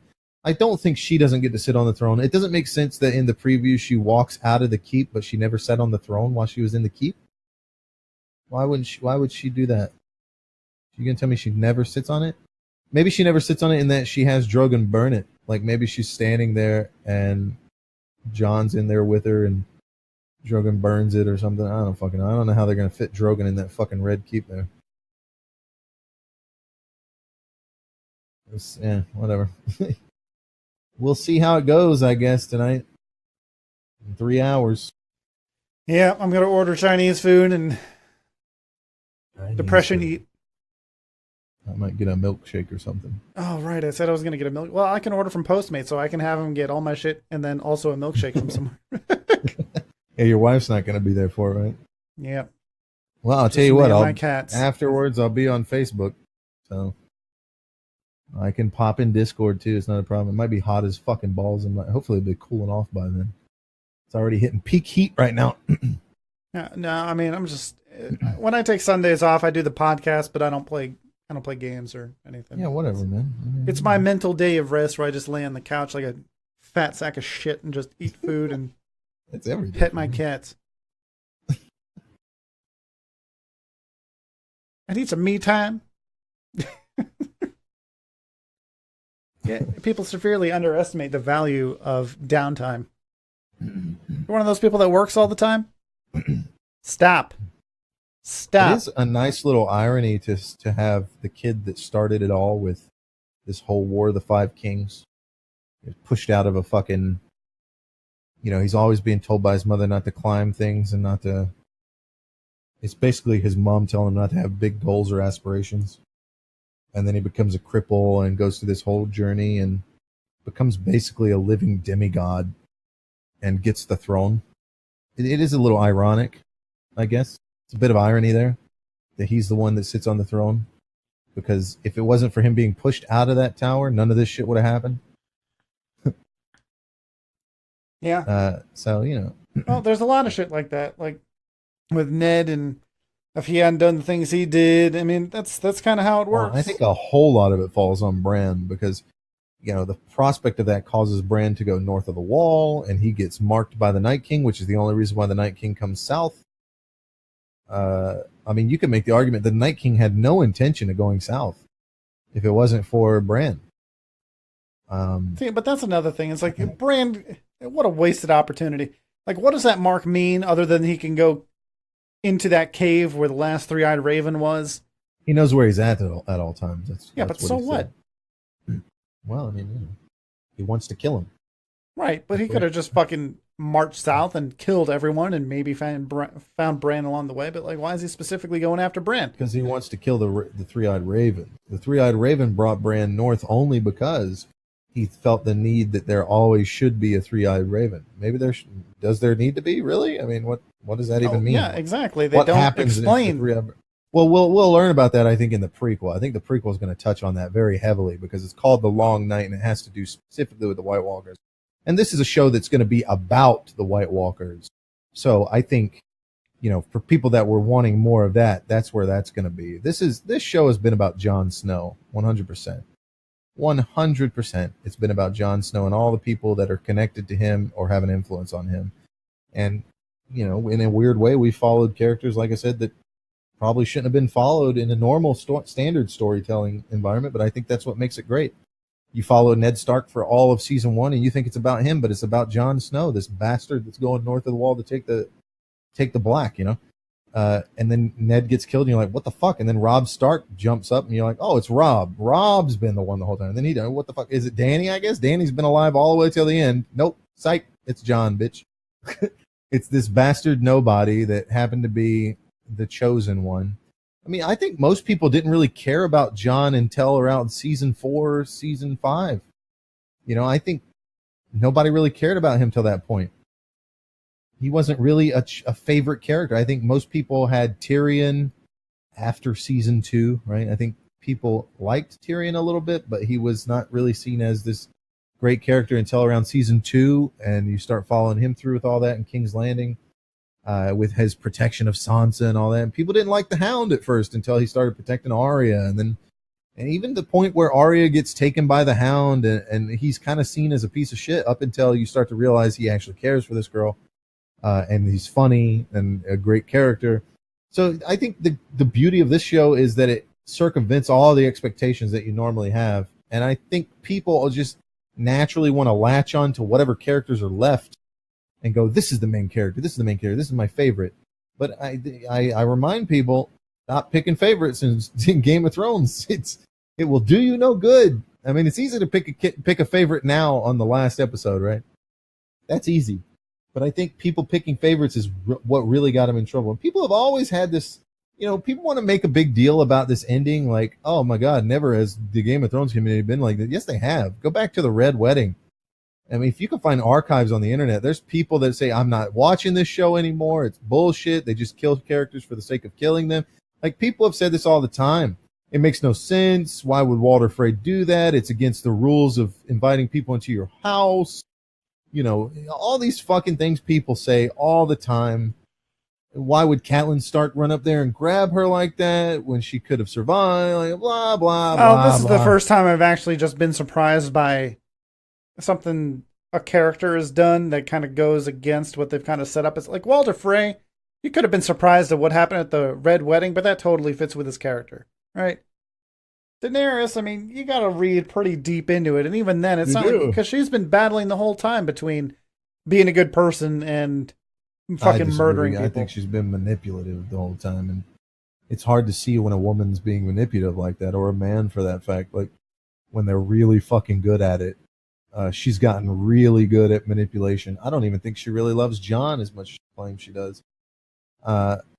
Maybe. I mean, I could see maybe Jon, but I don't know. Her people, she threw her Dothraki away. She doesn't give a fuck, man.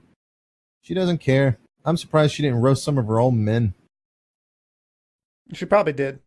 Well, she did in the battle with the Night King. In the battle with the Night King, she definitely did that. There are some scenes where some Unsullied get hit by fire or something like that.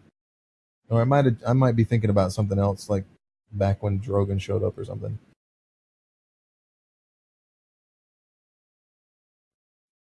Well, we'll see. And then next week we'll have probably the final Game of Thrones focused podcast. I do want to say one last thing real quick. I think the overall morality of the story, the moral of the story is that I think this is George kind of picking nurture over nature, because there's a big theme where it talks about how they say it a lot. Every time a Targaryen is born, the world holds its breath. And you have Viserys, who was a bad guy, and Daenerys is now apparently also got that madness to some degree, and Aerys had that madness, and for all we know, it could just be a line going back. And then you hear about Rhaegar and how good he was, and then you have Jon, who has also got that blood in him, but Jon was raised by Ned and Northerners, and so I think that's the real morality of the story, is that it's not about who you are, it's about who you become, something like that. It's like a saying that I heard once, which was there's no such thing as evil people. There's darkness in everyone, but it's how you act upon that darkness that makes you a good or bad person. And I think that's being applied here with Daenerys and Jon being complete opposites of the same coin that they keep talking about. Jon has that darkness in him, clearly. He's done some fucked up things before. But he acts in a good way on his demons, whereas Daenerys is like a spoiled child, kind of. And really, but the irony there is that she was least spoiled than Jon was. Jon was raised as a kid by a noble family, probably the most powerful in the North, and he was treated like a royal person, in the sense that even when he fights that guy in the North, you've been taught by a man with a sword how to stand and fight properly and all that. Like, he's been kind of raised like by a royal household as kind of royalty. So even if he was seen as a bastard, and Dany on the other hand should have had that treatment but didn't, and you can still see how the way that she was raised and the way that he was raised are kind of complete opposites to each other. So it's not even necessarily about spoiled rich kids versus blue collar types, because Dany is way more of the hardworking type that has gone through a lot of shit, whereas Jon has barely had to go through anything. And Jon really hasn't gone through a lot. I mean, yeah, he's gone north of the wall and dealt with some of that stuff, but compared to Dany, he hasn't gone through a whole lot of shit. Hasn't been raped. So, yeah, got that going. He died. Yeah, he was killed. It's true. Yeah. True. It's true. Anyway, I know you got to get going. I got to order some Chinese food, do some laundry. All right. So you can find me on Twitch, twitch.tv/The Night Terror. Also on Twitter, YouTube, Facebook. And you should. I'm trying to post more shit on Facebook. I think most shit is stupid, but I'm going to just start sharing and posting stupid shit and, maybe get some engagement. So I also do really good memes. Quality over quantity, as far as that goes. Person to like them. Yeah, you have to have an IQ above, 80.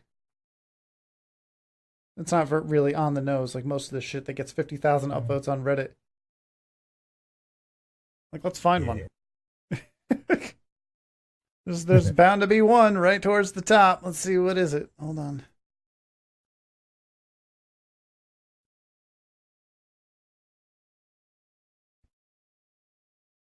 Okay, yeah, it's a bunch of the Night's Watch, and it says, last one to finish watching, burn the rest of us. 13.7 upvotes. 13.7 thousand upvotes. Meanwhile, I edited all of that whole fucking dragon burning scene to Hell's Bells. 48 upvotes. Trust me, popular shit is usually the worst shit. Just saying. Yeah, that's if you want popularity, I mean, that movie that fucking Jamie Lannister did about Greece that really sucked back in the day. There's just a picture of him from that movie. No text. The title is just leaked footage of Jamie Lannister arising from the ruins of the Red Keep and becoming a Dothraki. 9.3. So Like- 9,300 upvotes. My buddy made this. I don't care what happens tonight. This is my canon, and it's Arya, and instead of the horse, it's fucking Podrick. Not on a Podrick, motorcycle. Yeah. But what's his nuts Hot on a Pie. motorcycle? Hot Pie. Like, why the fuck do you give a shit about Hot Pie? It's a fat little baker. He should be dead. Okay? He should be dead in this show. Well, if it was for him, Arya would have never gone north, and the Night King would have lived. See Right. how that works? Boom. How's Hot Pie? How's Hot Pie? All right, you can find yeah, but Gabler Danny somewhere would've at died some if time. We'd have a better ending for some of these people. Gabler is not streaming anymore. He said he wants to just be the hype man for my No, streams. I'm gonna stream, but I'm gonna be specifically a My Summer Car streamer. I'm coming at these people that think they're better at this game. Like, I'm already 10 times better than they are, and you know, I mean, come on, look at me. I mean, you can't because I don't do webcam, but come on, look at it, okay? You know what I'm saying? I'm coming after these people. So when I play games with the Night Terror, I'm gonna be you know, not really streaming it. I'll probably stream, you know, when he's playing some game. I'll probably stream some other game. Who fucking knows? Who knows what the future holds? You know? Yeah, we could all be dead tomorrow. We could all be dead in 2029 when Apophis comes within the margin of error and destroys the planet. I bet you've been. As thinking all the about scientists are like, this is a great opportunity to learn more about asteroids. Yeah, you're going to get a real close fucking look when it's in your fucking face. that. These people that are like, how does this dragon not run out of fire? It's fucking magic. How is there a dragon? That's the real It's question. a dragon, you fucking lunatic. Anyway, that's it for the podcast this week. Watch Game of Thrones. Let us know what you think. Give us an upvote or something. Help get Yeah. us famous, because, I mean, we're really good Or at being humble, and we totally deserve it. Or else. All right. Thanks for listening, everyone. We'll see you next time. Peace. Piss off.